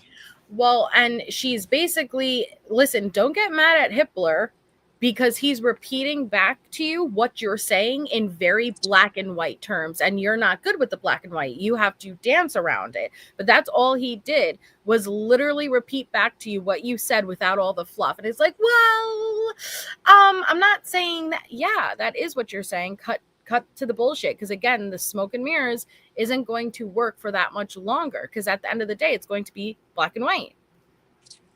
I'm going to play it though. I'll be right back. Go for it. Collected at the scene, developing a STR profile, uploading it into CODIS, and I think that's the King case. It says that's fine. I know Idaho has statutes on CODIS. Uploading it there and producing nothing. There are no results there. I'm talking about the next set of moves that are super secret that happen when there's a portion of the DNA taken and it's searched by Othram to create a snip. And then when that doesn't produce anything, the FBI says, okay, here we go. Let's search the snip ourselves. That's what I'm talking about. Those are the problems. As far as asserting family specific DNA tests done of the sample that goes from legitimate to illegitimate? Yes, Your Honor, I think the Davis case is on point. If a court's theory that this is a lawful piece of evidence taken from the crime scene, the sheath. My theory, I'm just trying to understand your position in light of the case law and in light of the state's arguments. I'm trying to find where the gristle is in this. I'm adopting the court's hypothesis like for this purpose, that the knife Hey, sheath was Daniel. taken. I'm adopting it only for that purpose. And I'm relying on the Davis case that says subsequent searches need a warrant. And remind me, Davis was the cell phone? No, Davis was not the cell phone. Davis was blood, a sample with blood. The cell phone case is Give me the Carpenter. cite to that. I'm sorry. I like Can Kepler, you give me the cite guys. to the He's Davis good. case? Yeah. Give me 2 seconds. Kepler's a Seconds lot and more glasses. assertive than Judge seemed to be.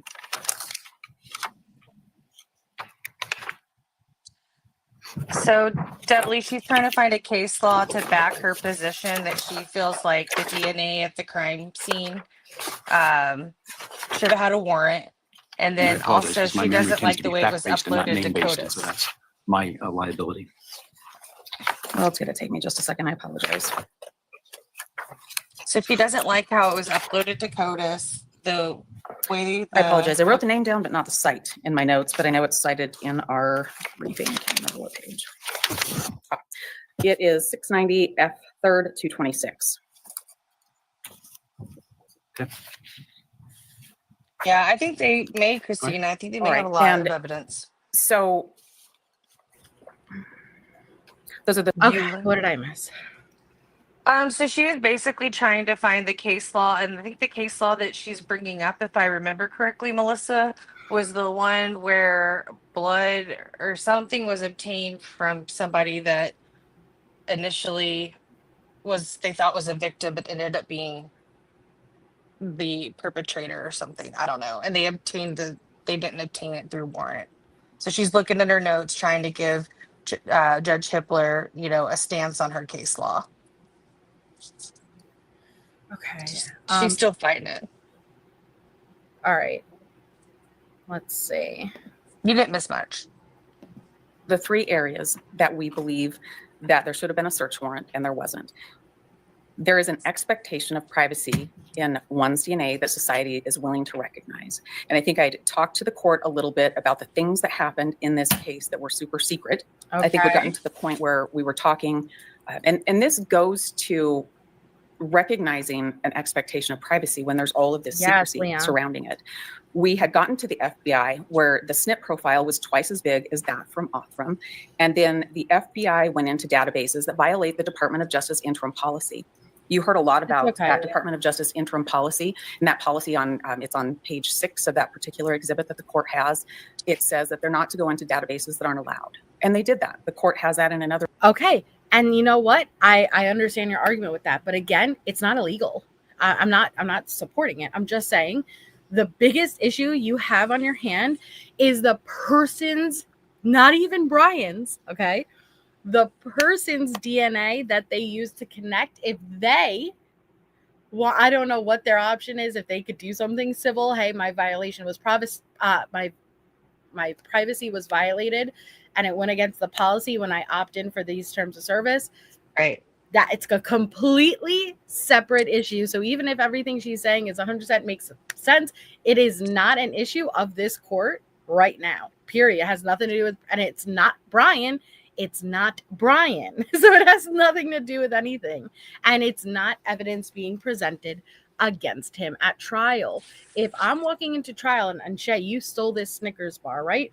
And and it's something about this red shirt, right? This red shirt is how I identified you. But I'm not using that red shirt. I'm not even using it at all in my case against you.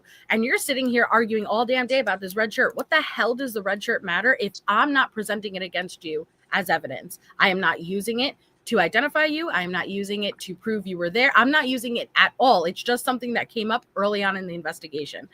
It doesn't matter. The only thing you need to argue is evidence being presented against him. That is it. That is all. Right. Which now brings us to where we're at in all the motions in limine of only wanting to, say it's a tip. Mm-hmm. And thank you, 2112. How would both rate Ann Taylor's effectiveness as an advocate since this case started to date? getting stronger, starting to lose ground, not peaked yet, or the best is in the rear view mirror.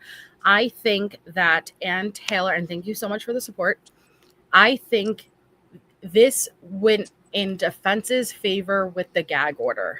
And with the gag order, obviously there was a very high demand for answers and clarity, transparency from day one. This is a quadruple homicide and includes 4 young, beautiful adults, right? And it's a lot playing on social media. I noticed that that's taking a factor in more current cases, right? Social media playing a huge role. You feel like you could connect more with the victims. You get to see them in their element, the photos, the videos.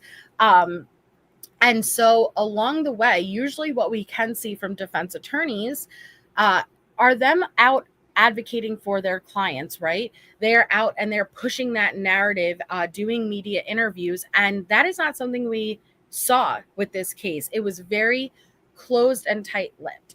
And the little bit that we had from the press conferences wasn't everything that we found out it to be. So as little pieces emerged, I understand, because I as well felt, well, hey, that's not what you said. Originally, you said the victims were here, like I understand that. And so it already accumulated a lot of suspicion. Okay. And I think that Anne knew she was speaking to the public through her motions, and she would word things a very specific way. And now that we're meeting these deadlines, we're approaching trial, and the onion is being peeled back. As the onion is being peeled back, we're realizing, again, it was smoke and mirrors, that it wasn't all what she made it out to be, or what we wanted it to be, what we wanted to jump for it to be, right? It was a bunch of perfectly worded motions or arguments that made it appear that there was more than there actually is. And the same way, like I keep using the example with the exculpatory evidence, when we heard back then 2 years ago, exculpatory evidence, like, what do you mean that, like Bethany has exculpatory evidence? Yeah. What do you mean? But now that we're actually getting to see, what is that? That is not what I imagined as exculpatory evidence. And so I think the best is behind her. And when I say that, I mean, I think she's a great lawyer. Yeah. But I think there is no longer going to have that benefit of the gag. And the gag is still there, but I'm just saying, like, the benefit of not having transparency. And it's kind of like always wanting what you can't have. Being who wants the cow when you can get the milk for free type of, you want it when you don't have, it's something that pulls you in when you have to fit the puzzle pieces together. But now that we're getting those puzzle pieces, it's like, wait a second, it's a barn, like I thought it was going to be, like the Da Vinci, like it's a barn. That's the picture. And I think that she manipulated and moved those puzzle pieces around to where it made it seem like it was this big, crazy, deceiving image. And the more and more coming out, it's a barn. Yeah. Well, and to add to that, Melissa, I also think that at the beginning, I think she zealously has fought for him throughout. But I really do think that the way things were kind of rolling out, I believe that she thought that there was going to be some information that would be the key piece to really, sow that reasonable doubt. Maybe that's information relayed to her by Bryan, and it's not materializing. And I think that's also part of like her, there's got to be more. And it's like, we can't give you any more. Right. And we heard a lot about that. And I'll be honest, me too. Me and Shay would have many discussions, right? Hey, we've asked for it and they're saying it doesn't exist. It does, like they will not produce it. We've done motion to compels. They're not giving it. And then we're realizing, oh no, it literally doesn't exist. The same thing with the AT&T timing records.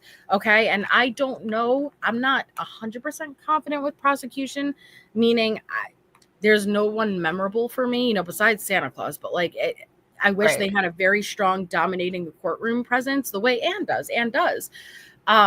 But the same way with the AT&T timing records, and we have Cy right now, right, who conveniently in his entire affidavit, which leans towards more of a conspiracy, right, is not mentioning the 7-day retention period. And I think that what I love about Judge Hippler specifically, Judge, I felt like let Anne just kind of do her thing. And Judge Shipp was like, nah, hold on, wait a second, but I think conveniently it's things like that where no, these existed. The AT&T timing advance records, they existed. It was just a 7-day retention period. And are you not going to acknowledge that Kohberger he did not have eyes on, he did not come about until December 19th. He was not arrested until December 29th. It's a 7-day retention period, so unless you're going to produce those records, are you going to produce them? You're saying that it's possible. Are you going to produce them? Or are you just going to sit here and take the evidence that's presented and build a narrative based on what you can't argue? What do you think that Bryan is or is not telling her for the reason why his phone may have been off the network? Say that one more time. What do you think Bryan is telling her or maybe not telling her of why his phone is off the network? Because I don't think that she is has. Yeah, that's the biggest problem here that they're fighting about. It's like, well, his phone's not on the network, I don't think That's the one thing I think that benefits him out of the evidence that's out there. I'll be honest with you. That benefits him.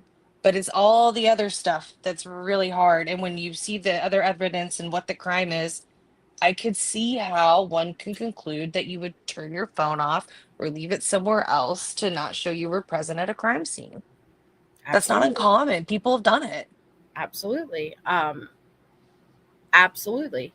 And they're making arguments. It's look over here, so you're not looking over here. The same way, hey, they were able to get 2,800 cell phone dumps for the AT&T timing advance for the Moscow in that 2-hour window. Well, guess what? His phone was disconnected from the network. So I wouldn't anticipate, they're saying, hey, guess what? Out of all those phones, not one was Kohberger. I wouldn't expect one to be Kohberger. His phone was disconnected from the network. It was a 2-hour window. He wouldn't have been, the time he was in Moscow, it was disconnected already. Like, I don't understand.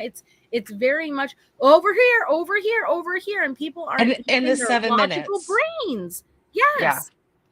Yeah, the 7 minutes. The last ping was in a different direction than Moscow. Right. What the fuck does that mean? You never pop a Yui? Yeah. So I don't know. Their exhibit. How's that a constitutional violation? Your Honor, it goes to privacy. Suppressed for contractual violations or even statutory violations. I'm not suggesting that we do that. I'm suggesting that that's information that's pertinent to this court in making a very important decision as to whether somebody's Fourth Amendment rights were violated, as well as Article 1, Section 17 of the Idaho Constitution. His rights weren't violated because it wasn't his DNA submitted into the system. It was the DNA at the crime scene, which was lawfully obtained. He has no rights over that. And the DNA it was connected to was not his. It does not violate his privacy at all. Right. And had the FBI not taken over, they had that third disconnect of cousins that they were able to obtain through Courtroom. They tried to get DNA of the three people, or three of the brothers or whatever it was, one of the three brothers, and they wouldn't submit to it. It would have just taken long detective work to eventually get to him, And they were looking at it as, this is a serious issue. This is somebody who's willing to go in. We have community of families that I think the FBI just honestly just pulled the plug and stepped in. Right. Absolutely. And both two things can be true at the same time, right? They could have went through the back door and did something they weren't supposed to do and violated policy and procedure. And right. He's the right guy. And that is why Anne is so hung up on a fucking technicality, because there is nothing to argue. Okay. You can't argue. So it's look over here. So you're not looking over here. Let me make this a conspiracy. Let me make it seem very, a huge, big cover up, a planting potentially. So you're not looking at everything else I don't want you to look at. But all at the same time, realize Mr. Kohberger sitting over there isn't even able to function on a day-to-day basis, according to Anne. He's not able to function. He's not able to retain memory. He's not able to plan ahead. He is less culpable. He isn't able to, which is amazing coming from this really brilliant master's degree teacher's aide, right? Who drove his own car, owned his own car, paid his own bills, had his own apartment, lived alone. It's amazing to me. But he's a feeble baby, and his rights are violated. He's basically in a diaper. May as well be sucking off her tit. The purpose of offering that information is because there's a policy. So there's there's a recognized expectation of privacy in what's contained in a SNP. In a SNP at all, there has to be a warrant to search these types of things, and there wasn't. There would be no need to have any policy if nobody cared about this. The court heard about. So FBI violated privacy. Again, they're not even using it. Take it up for a civil action through the person's fucking DNA who would have been violated, because it's not Bryan's, it's not your client's. But she's still not. But not once have they denied that it was his DNA or his sheath. No, never mind that, Shay. Never mind that, because they can't argue it exactly. Right. And I also go back to the very beginning. We were told he was at Wyway Park. He was not around the home at the time of these crimes. Then comes this trial, which they're about to get into eventually, or this hearing, excuse me. And we start revealing that he was in Moscow that night. But it wasn't not his. At all of the places. They can't show you continuous feed. So I'm only going to own up to the ones that you could actually identify his car 100%, and I'm going to excuse all of the ones that you can't. So what happened to Wyway Park? Exactly. And wasn't it Cy Ray who said he could put him there? Mm-hmm. Oh, but never mind that now again too, right? No, let's just look at the newest affidavit. I have a feeling that whatever photos or things that they have, if it's the ones that maybe they thought that would help secure like where Bryan's location was, I'm worried that metadata was tampered with, Melissa. And I think that that's part of the holdup, and they're not wanting to say it because the state's not going to say it, obviously. Right. And exactly, Nika. I have to wait until you show me the evidence before I can tell you what my alibi is and where I was and what I was doing.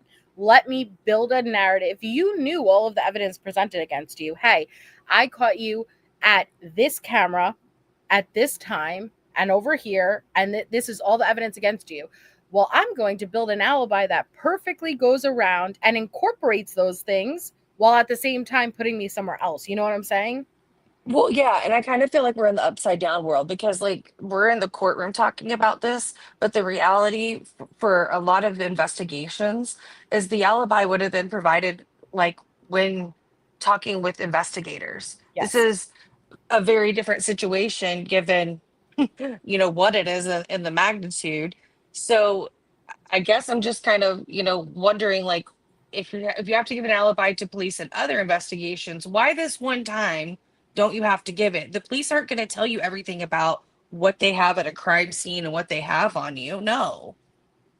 Exactly. And you're now at the point where you're at discovery and you're using it to what you think is your advantage and it's not there. Right. Down. Databases that changed their rules and terms of use after a different case used IgG to solve it because people don't expect to have their DNA searched. That was the point of my question about whether or not Mr. Kohberger's DNA was in any of those databases. In other words, did he submit his DNA and said, I don't want law enforcement to look at it? Your Honor, I don't think that that's the way the question should be looked at. I think the question should be looked at you don't want to answer it in the way that we always look at warrantless searches.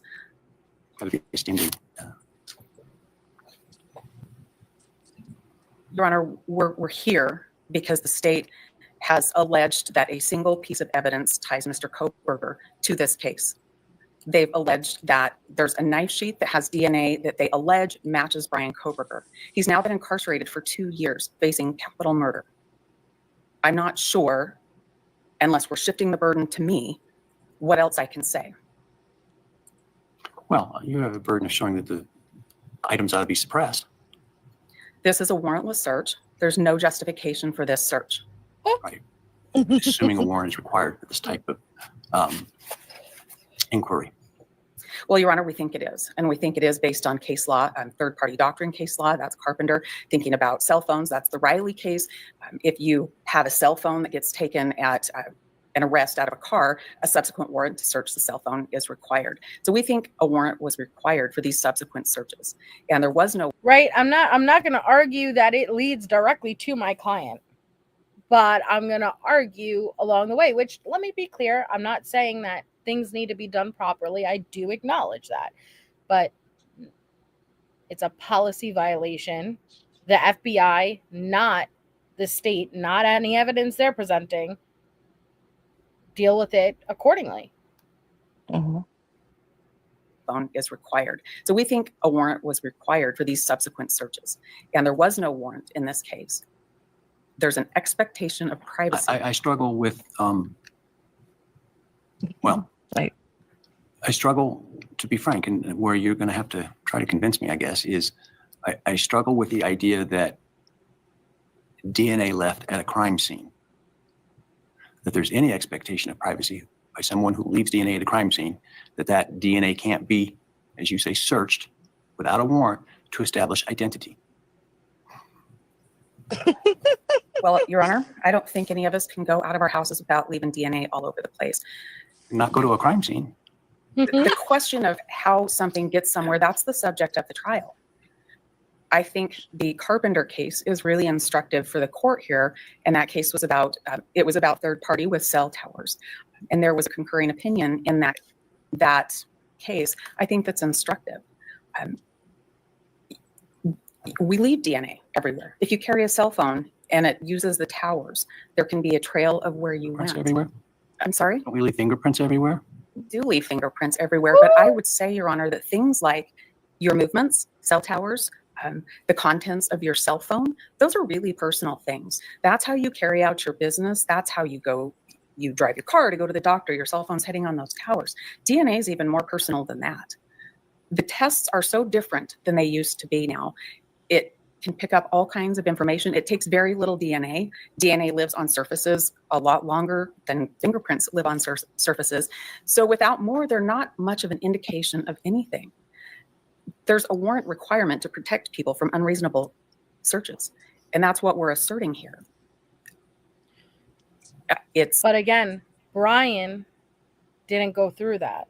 That's not an unreasonable search. Even if you, again, it's repetitive, but if you want to say, hey, they needed a warrant to be able to search that database, okay, but you have no rights over the DNA left at the crime scene, and the other DNA wasn't Bryan. So whose privacy was violated? It wouldn't have been Bryan's.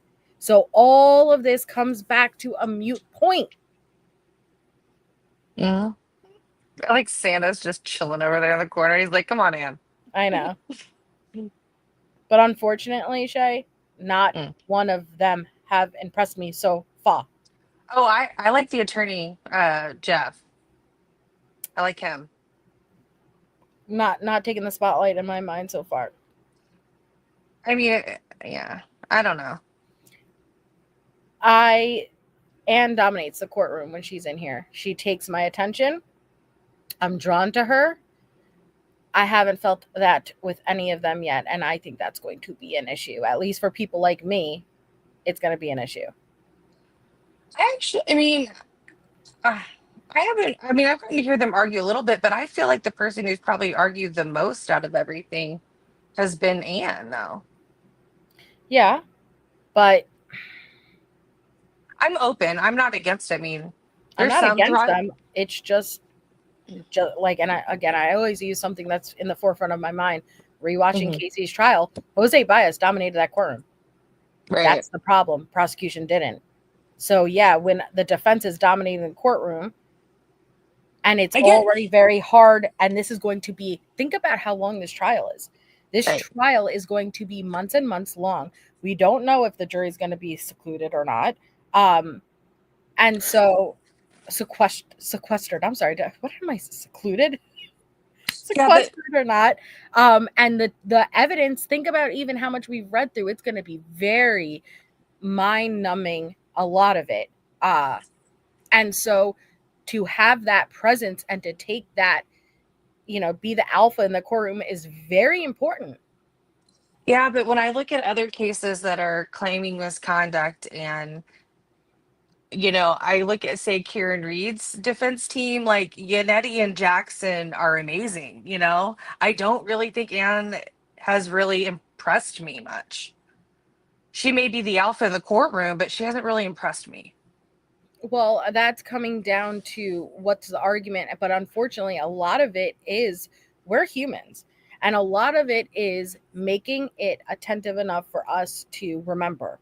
Right. And at least Anne is doing that versus can you rely on every single juror actually paying 100% attention once we're getting into hours of testimony of the leading up and the things that the juror really she's worried about a juror not being able to understand autism characteristics, but you think no problem with the IgG and DNA and touch and this once they go into hours worth of testimony of things that really it's one or two questions they're going to remember of it. And so having that dominant voice, not so much what she's saying, which it should all be about what they're saying and the point they're making, but I acknowledge we're humans and it's not. How you navigate this courtroom also is going to play a big role. See, and I feel like people tend to want to listen to Anne more because they know she drops nuggets. And that's just my point of view.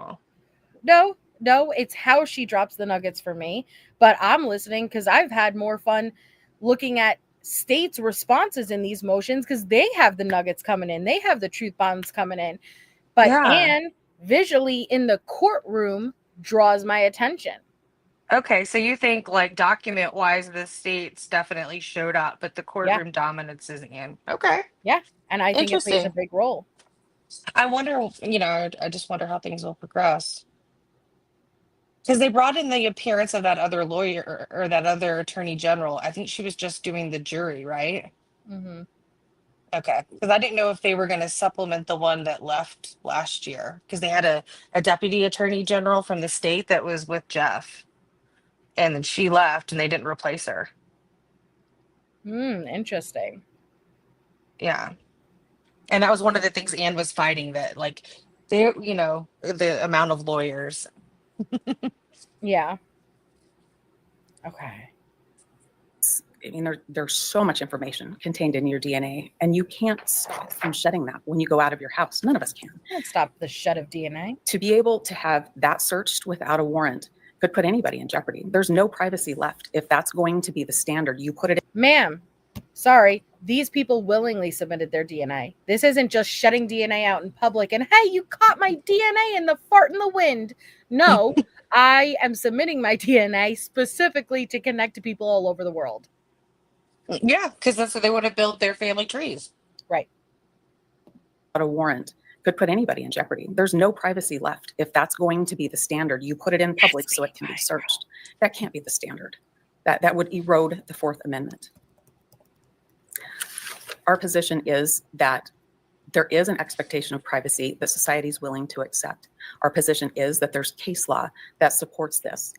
Maybe not exactly directly on point, but the court talked about one of the cases that we cited that's similar. It's out of Washington. In that case, it keyed on whether the database was a voluntary, law enforcement can search this or not. In this situation, that's not the case.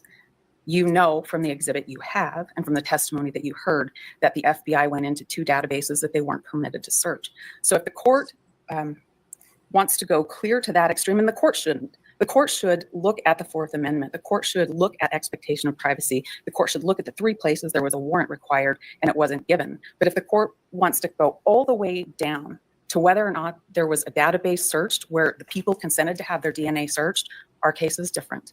The FBI went into 2 other databases and searched those. There was nothing else happening until that happened. And it's instructive, I think, and important for the court to think about how secretive this all was. We are months from trial, and we are learning things about how the government identified Bryan today in open court when we've asked Bryan him is for those fixated things. on her. There's a reason why. He is. I've noticed that because I keep glaring back at him thinking, are you not following? Are you okay? Do you need a little fidget toy there, Bryan? But he is fixed on her, and I think he is analyzing. I think he is very smart, and he is analyzing, and he is living vicariously through her. Interesting. Well, the other lawyer next, I can't remember her name right now. Sorry, the one next to Brian. She just kind of has this like Smirk. smile the whole Yeah, time, I and I know. don't understand. Like, why? I don't know. She's like I the don't only know. one smiling in the courtroom. Well, and keep in mind, I have this on 1.25, but it sounds normal, right? So just understand the pauses when the judge trips her up are much longer than actually it's playing at because I have her sped up.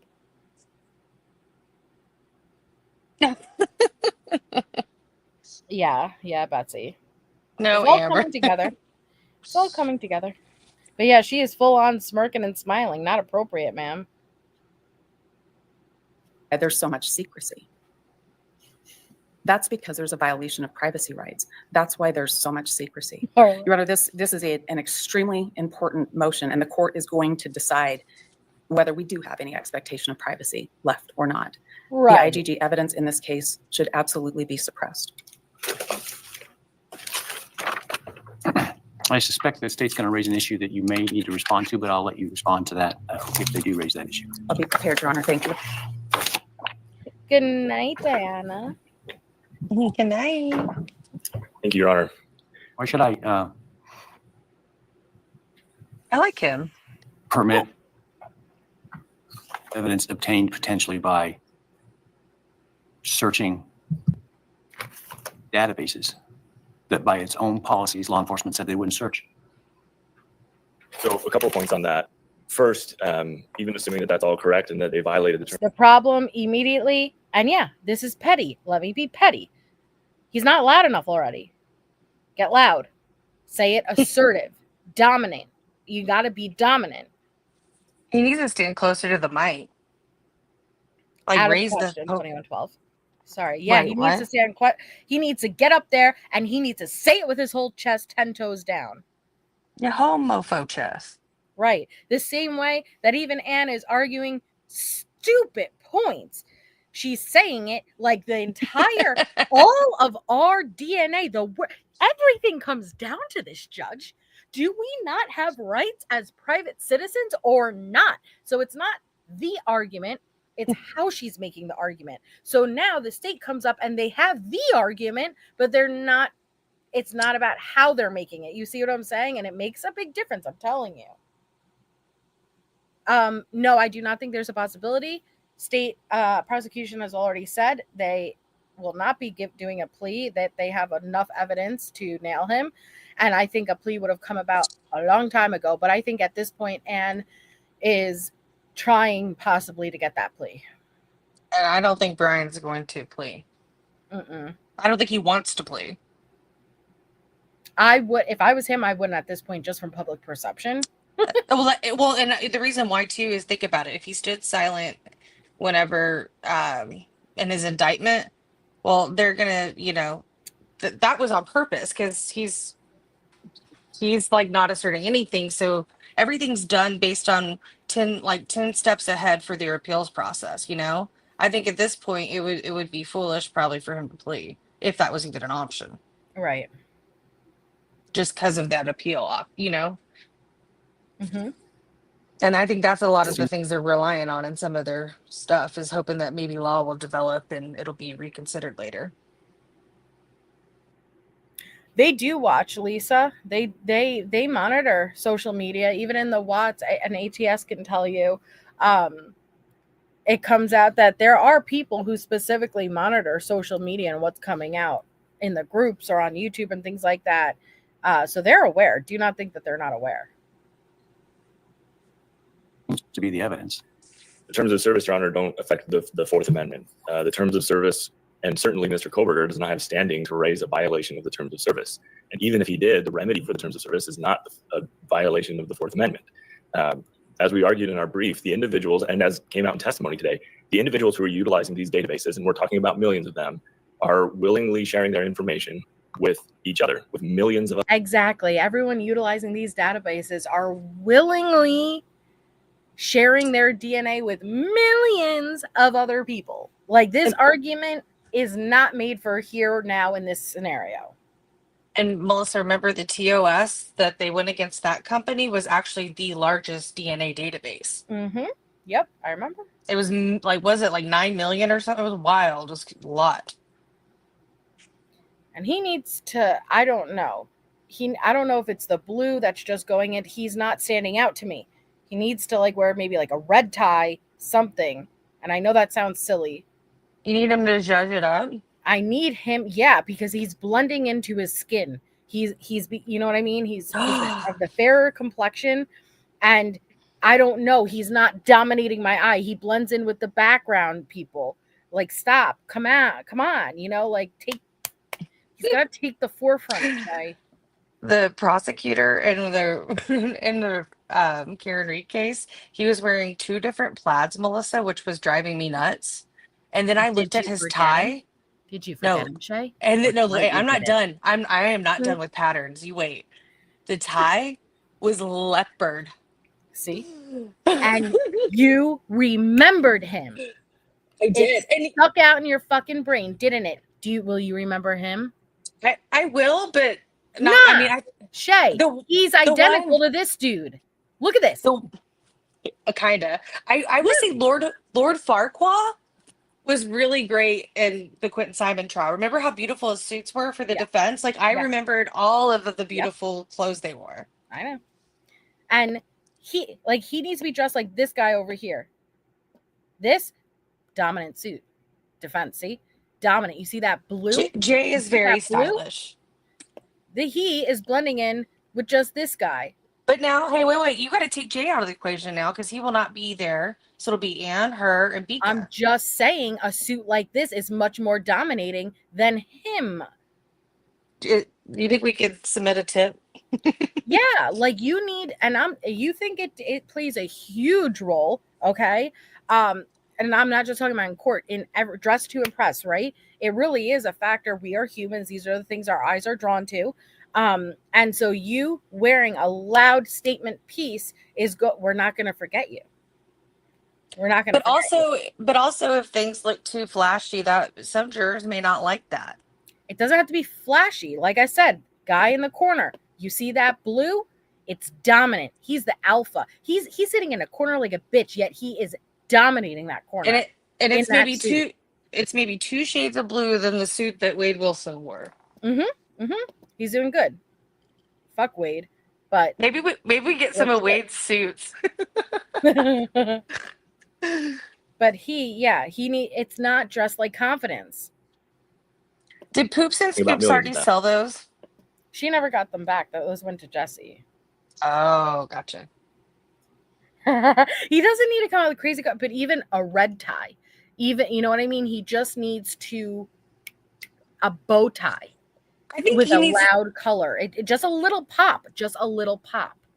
So we're saying like stand out a little bit fashionably and then bring your vocal presence. Yeah. And then you come up and you state it like you mean it.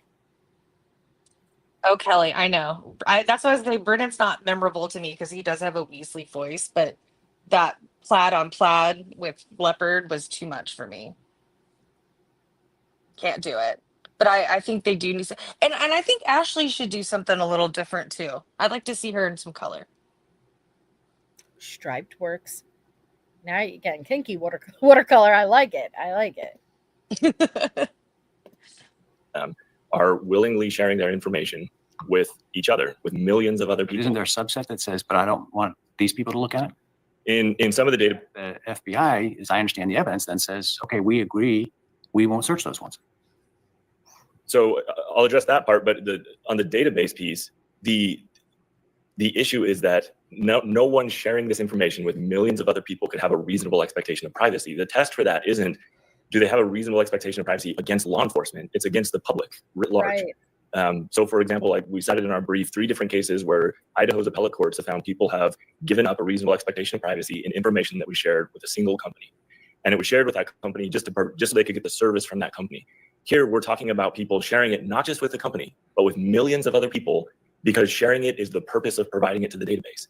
Yep. So regardless of what the FBI did or didn't do in terms of violating the terms of service, no one has a reasonable expectation. Is it different if they share it with the company and it's obtained by lawful process from that company versus going in the back window and taking it? No, Your Honor, because right now what we're asking is not reasonableness of the search. Right now what we're asking is there even a reasonable expectation of privacy? And so the fact that no one has a reasonable expectation of privacy in those databases means that even if the FBI violated those terms of service, no one has a Fourth Amendment right to complain. And certainly Mr. Kohberger doesn't. He has not asserted factually or through evidence that he was a customer to one of these databases. And maybe that changes the case if he were, but he's not. He's not even claiming that. He's not even asserting it. Now, I do want to address the second part of the court's question about the FBI has indicated that they wouldn't do this. I believe that's a reference to the policy we've been discussing, the interim policy by the DOJ. I certainly do not speak for the Department of Justice. I do not work for the FBI. I'm speaking for the state of Idaho, but I can read a document. And if you look at the policy in footnote 1, it clearly says this interim policy does not impose any legal limitations on otherwise lawful investigative or prosecutorial activities or techniques utilized by the Department of Justice or limit the prerogatives, choices, or decisions available to or made by the department in its discretion. In other words, their first problem is they're relying on a policy at all. The U.S. Supreme Court has said policies do not equal Fourth Amendment violations. Their second problem is it's a circular argument. The policy doesn't say you cannot do any of these things. It's saying best case scenario, you're not going to do these things. Well, if you were interpreting this as a matter of contract, wouldn't you have a problem in the sense that on the one hand it says don't do this, and on the other hand, you've got a more general sort of catch-all that says, but we're not really meaning anything we say. No, I don't think there's a problem interpreting that at all. I think the problem is they are putting way too much weight on this policy as if it's somehow the law. And it's not. It's indicating, and we heard testimony today about best practices and what those mean. This is indicating best practices, but very clearly stating we are not limiting the Department of Justice to have to follow what's in this document as long as it's not limited by the law. And they're trying to use a violation of this policy or an alleged violation of this policy to say that they violated the law. It's circular reasoning. But despite all of that, the U.S. Supreme Court has said a policy violation isn't sufficient. Even the Department of Justice, as powerful as they are, they don't get to rewrite the Fourth Amendment by changing this policy. Right. Now, I do want to address the defense is they're trying to pick and choose what they believe the searches are throughout this chain. And what they're leaving out repeatedly is where this DNA started. Where did the chain start? Well, it started at a quadruple homicide, at a crime scene. There is no. Boom. Yeah. Just say it deeper, dude. He needs to get like freaking Elizabeth Holmes on me. Go low. Okay. Lower. But you see what I mean? Because she fucking knew it's a real thing, Shay. Okay. You got to dominate. You got to go a little bit lower, louder, and say it like dominantly. We're Monday morning quarterbacking, but I get it. Yeah, I know. But this is just like my petty opinion, in this huge, big trial. Okay. Just saying he's got to get Holmes on us, go low and say it. Okay. Give us that nanobite, that little fucking, what was it called? A little nanobite? Forgot what that was. That's what Elizabeth Holmes was doing, the little nano. She was trying to be Steve Jobs and nano, whatever, the blood testing. Yeah, I remember. I watched that series. That was good. It was good. Yeah, it was great. Anywhere that the state could find, and the defense has not cited any to suggest there's a reasonable expectation of privacy in DNA found at a crime scene. And I want to talk about the Davis case, Your Honor, because it actually cuts against the defense. Davis is the case where it was a very unique set of facts. There was an investigation into a shooting. An officer went to the hospital, and when he went into the victim's room, he saw a bag of clothing. He seized that clothing under the plain view exception to the warrant requirement. So the clothing wasn't abandoned. This was an exception to the warrant requirement. Later on, this individual who was a victim now becomes a suspect, and they have this DNA and they test it. And the Fourth Circuit said, no, you can't do that. You can't take it because he's a victim and then later use it against him as a suspect. That is nothing at all like what we have here. And in fact, if this court looks at the district court opinion that was affirmed by the Fourth Circuit, it expressly states nothing about this holding is indicating that the government needs to get a search warrant for crime scene DNA. That does not support their position. The Achilles heel in their entire chain argument here is that there is no case anywhere that suggests that a DNA analysis restores a reasonable expectation of privacy.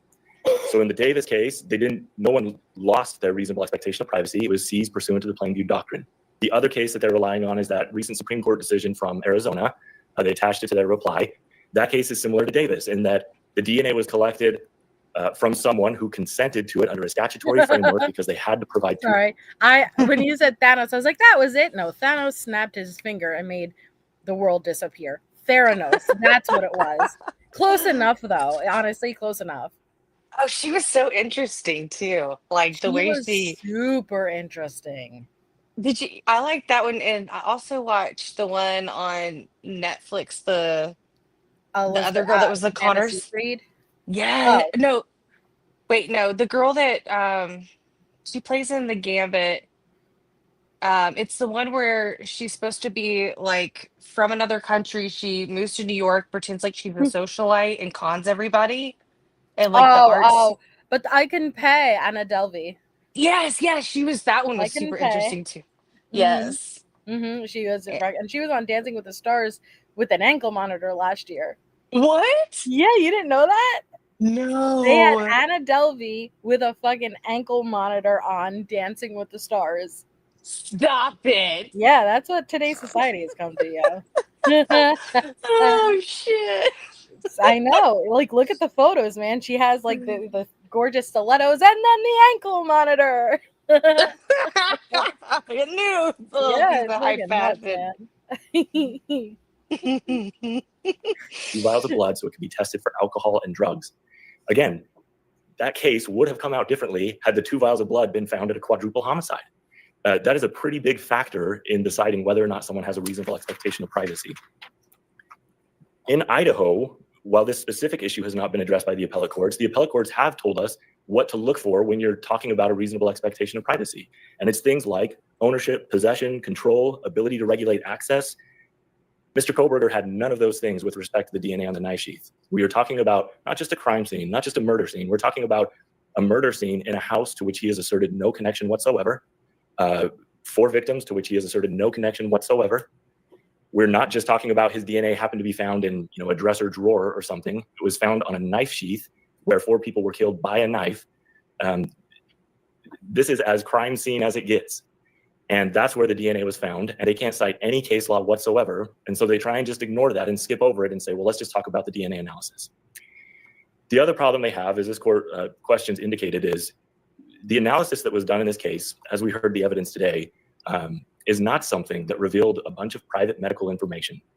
In fact, the defense's own expert, who is engaged in the same kinds of conduct as Autism in terms of developing these SNP profiles, said he had successfully developed hundreds of SNP profiles and never once learned medical information about any of those individuals. He testified that he has never even heard of a forensic investigative genetic genealogy case that was solved using medical information. And in fact, and I wrote this down when I asked him what he would need to do to learn medical information from those SNPs, he said, quote, "It would be a lot of research." So the defense is positing this question of what could law enforcement do with the DNA, and then decide whether or not there's a violation of the Fourth Amendment. But that's not what the U.S. Supreme Court says. In Maryland v. King, they were very clear when it comes to DNA, because the defense there was asserting the same argument. We have DNA can reveal a bunch of private medical information, and the U.S. Supreme Court said, quote, "Even if non-coding alleles could provide some information, they are not in fact tested for that end." So the question under the Fourth Amendment is not what could law enforcement possibly do with this? The question is, what did they do? And in this case, there is no evidence whatsoever that they did anything to find out medical information about Mr. Kohberger. It was all related to ancestry and identity. And as the U.S. This is, we didn't realize what they were talking about this time until it was unsealed from the first half. Were they able to identify it with ASD markers? Oh. Yeah. Remember? Medical, were you able to identify and narrow down by medical information? And we're like, medical information, what does he have? They used cancer as an example. Then it came out, no, ASD markers. Yeah. I mean, that's part of the rebuttal. I think that's what they're wanting confirmation, if that's what the state used, but or they're using it as his, you know what I mean? Yeah. But I don't think that's actually what was the discovery of him specifically, that marker. No, I don't think it played a role at all, but that was what Anne's argument was. Did Right. you use, that's why we heard with the long witnesses about if that's a possibility. And I think she was trying to also use it as privacy, right? Because of the medical stuff. HIPAA, yeah. Yeah. Supreme Court said in King, there is no greater privacy interest in DNA than in fingerprints, so long as law enforcement is limiting its activities to identification. And that's what we have in this case, is identification. Now, the other problem that Mr. Kohberger has here is, in my view, at least, he's been a little bit wishy-washy on the DNA on the knife sheath itself. You don't get to claim Fourth Amendment standing and then just say, well, that may be my DNA, but I have no idea how it got there. Again, the Idaho Court of Appeals has held in a couple different cases that if someone, for example, in one of the cases denied the existence of a bag that had been thrown out of the window, and the court said, well, you can't have a reasonable expectation of privacy in a bag that you deny exists. This is a very similar thing. Exactly. We have a defendant who is trying to get the best of both worlds. He's trying to say, well, it's not my DNA and the state can't prove that, but he's also trying to say that he has Fourth Amendment standing. And that is not how the Fourth Amendment works. Your Honor, I also wanted to respond to an argument that was made in the reply brief, since I didn't get a chance to do it in the briefing. And this has to do with the trash pull in Pennsylvania. And I'll just start by saying that the defense has offered no evidence whatsoever that would take the trash pull in this case outside of the Idaho Supreme Court's decisions in Donato and Paluzzi. Paluzzi is very recent, came out in the middle of the briefing, in fact, and rejected the exact arguments that are being pressed by the defense here. Obviously, this court is bound by that reasoning. When the state pointed that out in their response brief, in the reply, the defense made an assertion that this case is different because the documents the state has provided are not clear on where the garbage cans were located, and that maybe the officers went up onto the driveway instead of collecting them from the street. The trash company collected them. Correct. I'm sorry, Your Honor, I misspoke. The trash company collected them on behalf of the officers. They just did the regular pickup, I thought. And Correct. Pulled over after they got out of the neighborhood and said, here's what we got. Well, I do believe it was prearranged with the FBI for them to do that. But my point is just, I do think it's telling that they didn't provide the court with these documents that they believe are not clear. And I looked them up to make sure that they were. And in fact, there is an FBI report that was disclosed in discovery that details that the garbage cans were at the end of the driveway, at the end of the property. And at the end, it says, see video. And there was a video disclosed in discovery where you can see the officer's body cam as he drives by the house shortly before they look in the garbage cans. And they're in the exact place you would expect garbage cans to be when they're out for collection. So they, of course, have the burden of establishing a search. They haven't presented any evidence to that. It's not sufficient for them to stand up here and say, well, it's just not clear. Which brings me to my final point, and that is Ms. Taylor continues to say there was a lot of secretive stuff happening in this case. That is not sufficient to satisfy their burden that there was a search, that someone had a reasonable expectation of privacy. When you have the burden, you have to present evidence. You don't get to just stand up and say, well, it was very secretive. I will note in this case, as the court may be familiar with it, as it's probably read back through the record, the defense in this case has gotten a lot more information than many defendants in other states who have, where there's been an IGG investigation, because the majority of courts have found this isn't really relevant information. It's just a tip. Now, it is what it is in this case, and we, of course, complied with all the court's orders and provided the information, but there's not a lot of information, not because it's secretive, but because it's just not our case. It's not what we're focused on. It's not the evidence we plan on using at trial. I can see his eyebrows from here. And yes, IGG was used in this case. And yes, it did point to the defendant. But the fact that that happened doesn't mean that there was a violation of the Fourth Amendment. Unless the court has any questions, we're asking to deny the motion to suppress. If the FBI, in fact, violated the Fourth Amendment rights of Mr. Kohberger, you would agree the state is burdened by that? That's a great way of putting it, Your Honor. Yes, the state would be burdened by that. Yes. All right, I'm going to pause it there before they get into the next set of arguments because it takes a while, but I wanted to pull up what Leah had referred to earlier and go through it. So she had, this was the, and I don't know if she's still here, page 177.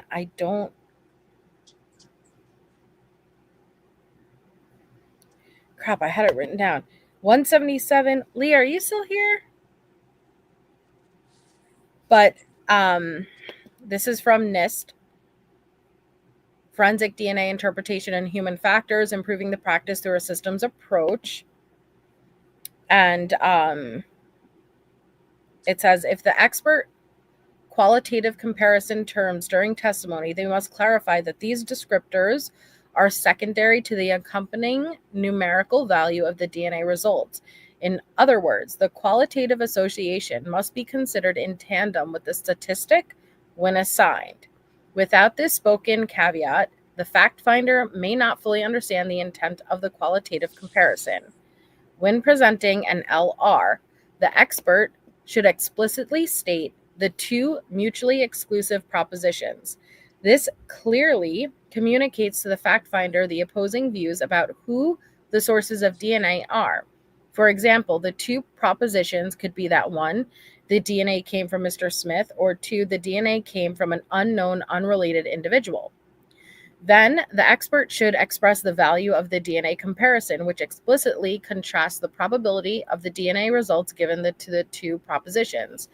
An attorney may ask the expert to only provide a qualitative term to describe the similarity between the evidence profile and the POI profile.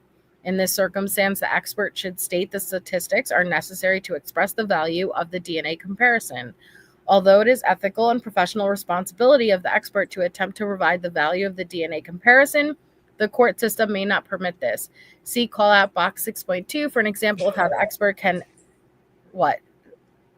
I'm laughing at Harlan. Oh, what? Comment. She said, "Why doesn't YouTube have any woolly bear?" Woolly bear?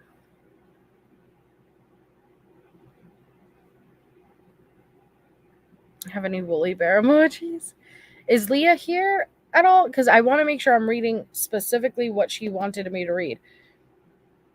So this example presentation of DNA results consists of propositions and the LR value in a manner that attempts to educate the fact finder on how to use the DNA results. To aid in fact finder comprehension, experts may consider substituting the term proposition or hypotheses with more understandable terms such as point of view or scenario. As I understood it, the question was whether... Thank you, 2112. MJ, what are you thinking will be Bika Barlow's major contribution in this case? Do you think Anne is holding her back for trial? I think Shay could probably answer that better because I really don't know at this point.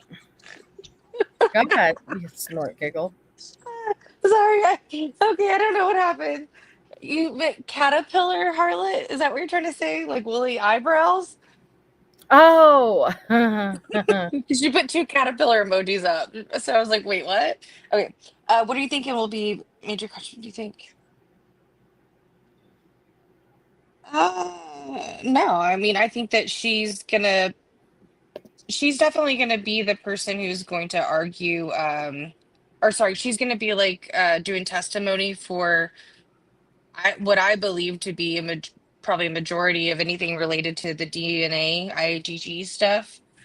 And then any kind of defense experts as well. Like, because my understanding is she's very good with like technical stuff with medical DNA, and I think that'll be her focus. And I think Anne and the other lady will focus on like law enforcement and the civilian witnesses. You know.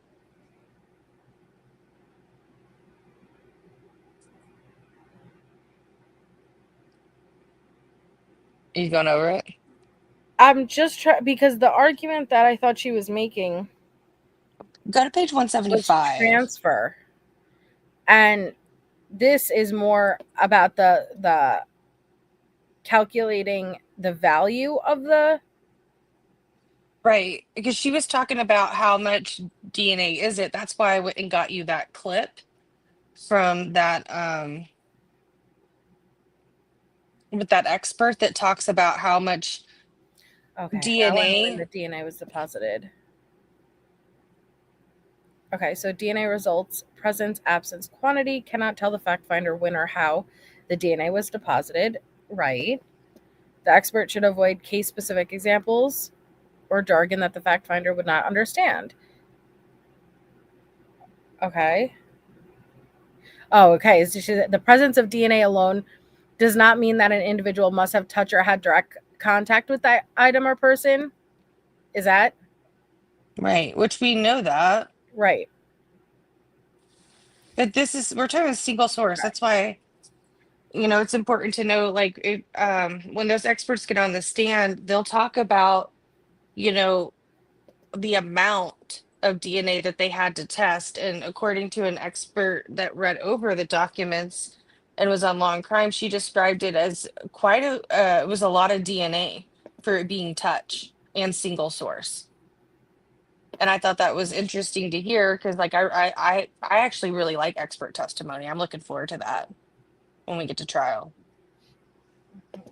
Information in the case. So is the defense referring to alternative perpetrators mentioned in the genetic genealogy searches performed by the FBI?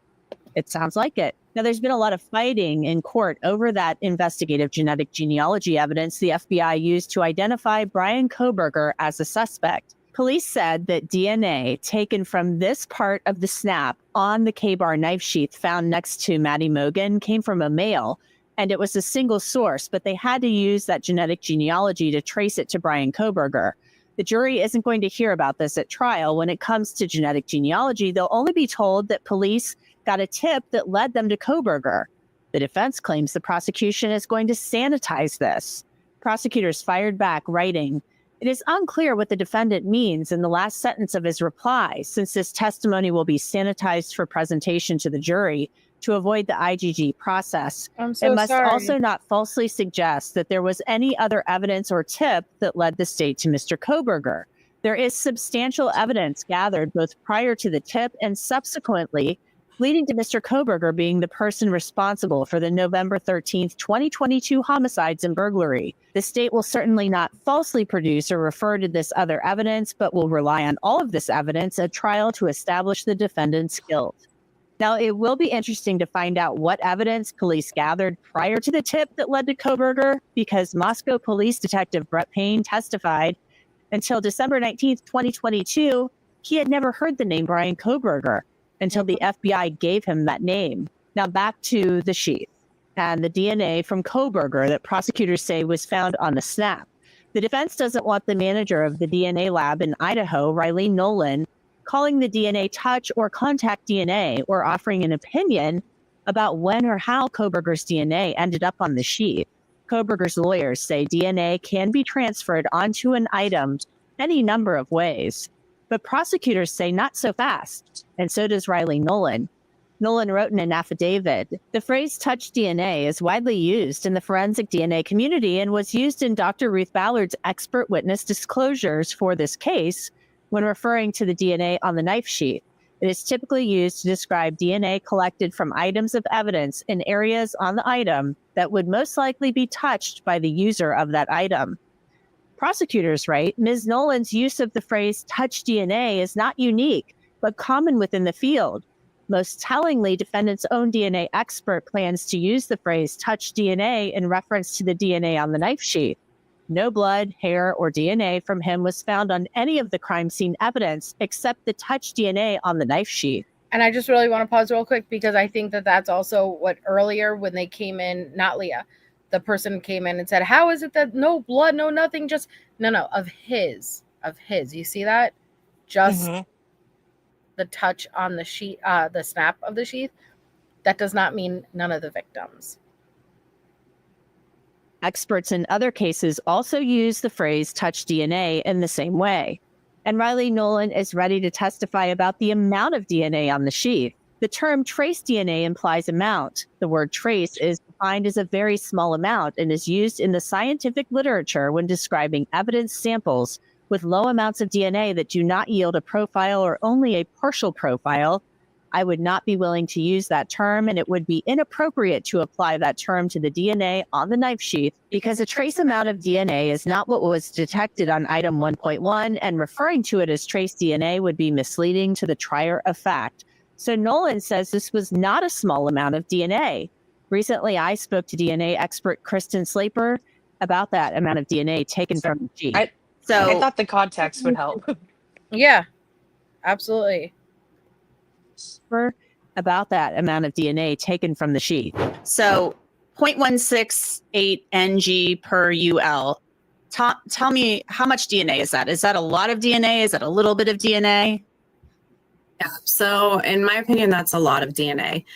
That's 0.168 nanograms per microliter. And at least in my lab, we would target 1 nanogram of DNA. So you would need 1 microliter, which is a very tiny amount.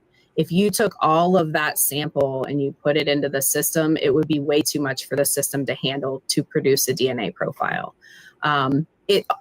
All the amount of DNA, the target So wait, can you that you pause have that? for your system is all So they had too much DNA for the system? They have too much DNA for the system. Sorry, that's too much. based on lab validation. So this lab would have had a validation that said this is the ideal amount to get a single source profile or whatever. But you can get a DNA profile with far less DNA than what is there. So I think it's a decent amount of DNA. Can you say where it came from? No.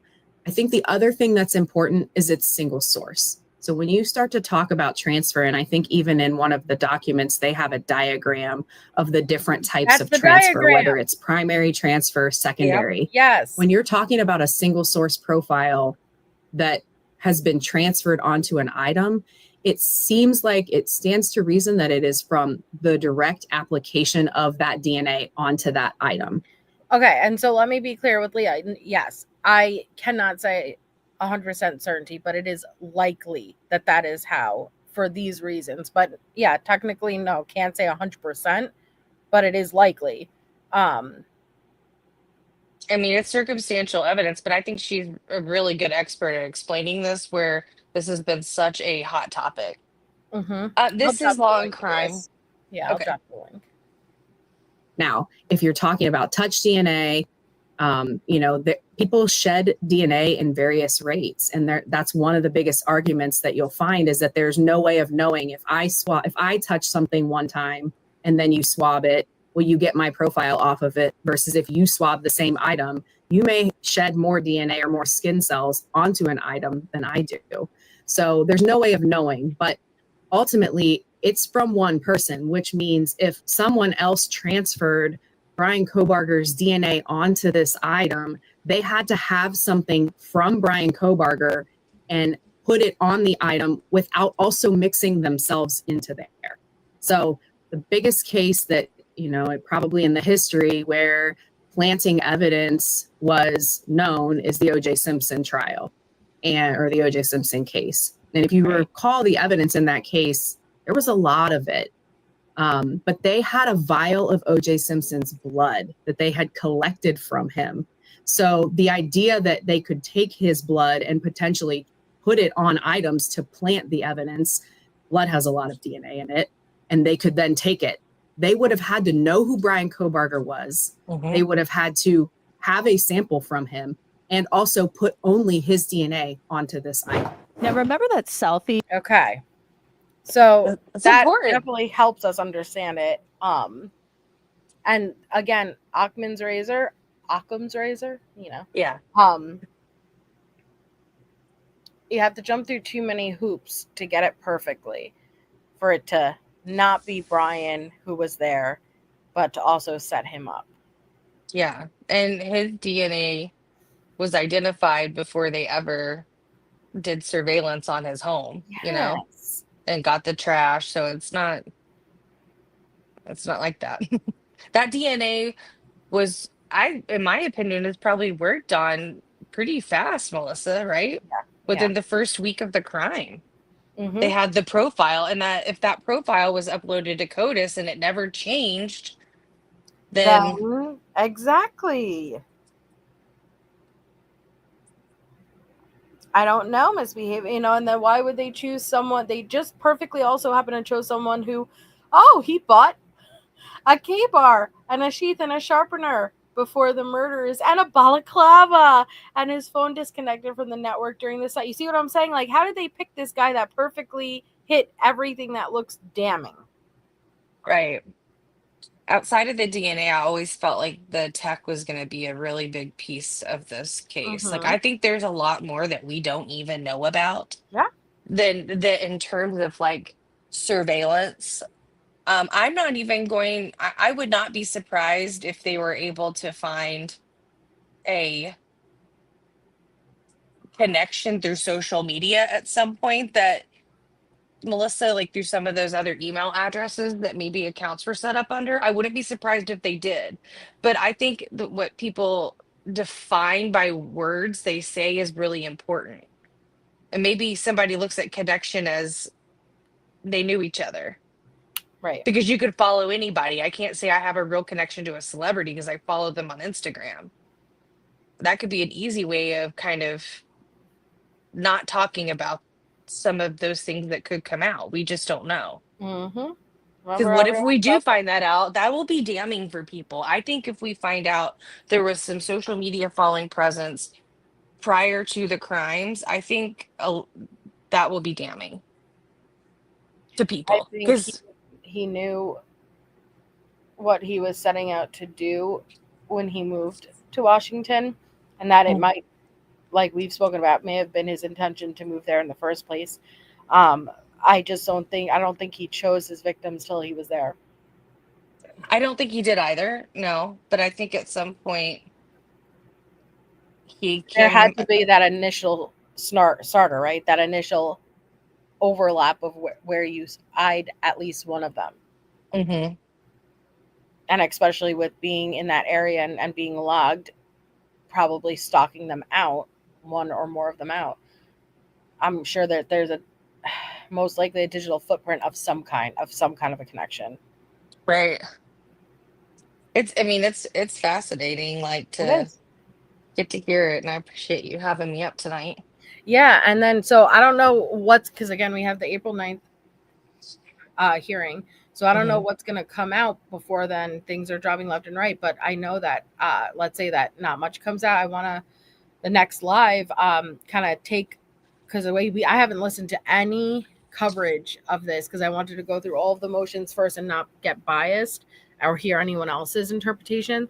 But I do want to go around kind of like and get a well-versed idea of what everyone is saying right now and kind of see what we can debunk, see what has some validity, and kind of like go through them and get a feel on where everyone's sitting at. Yeah, no, I'm really curious too. I tried to hold back a little bit. There's like a few that I'll definitely watch, but after like we've read stuff, but I'm curious how everybody's kind of taking it in. Me too. Here it is, Chief.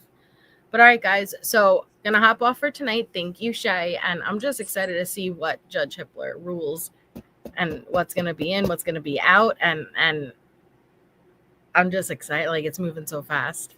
I know. All right, I'm gonna jump down. Good night. Thank you. Good night. All right, guys. Have a wonderful night. Hit the thumbs up if you already haven't. Thank you all so much for hanging out. We will be on. So we're gonna be on Allie's tomorrow at 6:30 Eastern with ATS News to discuss a Watts Wednesday, but we will also be here at 8:30 Eastern on this channel to do cross-examination of George Anthony for our Casey series, and I'm really excited for that. So I hope you guys will be there. Other than that, I will see you guys tomorrow, so have a wonderful night.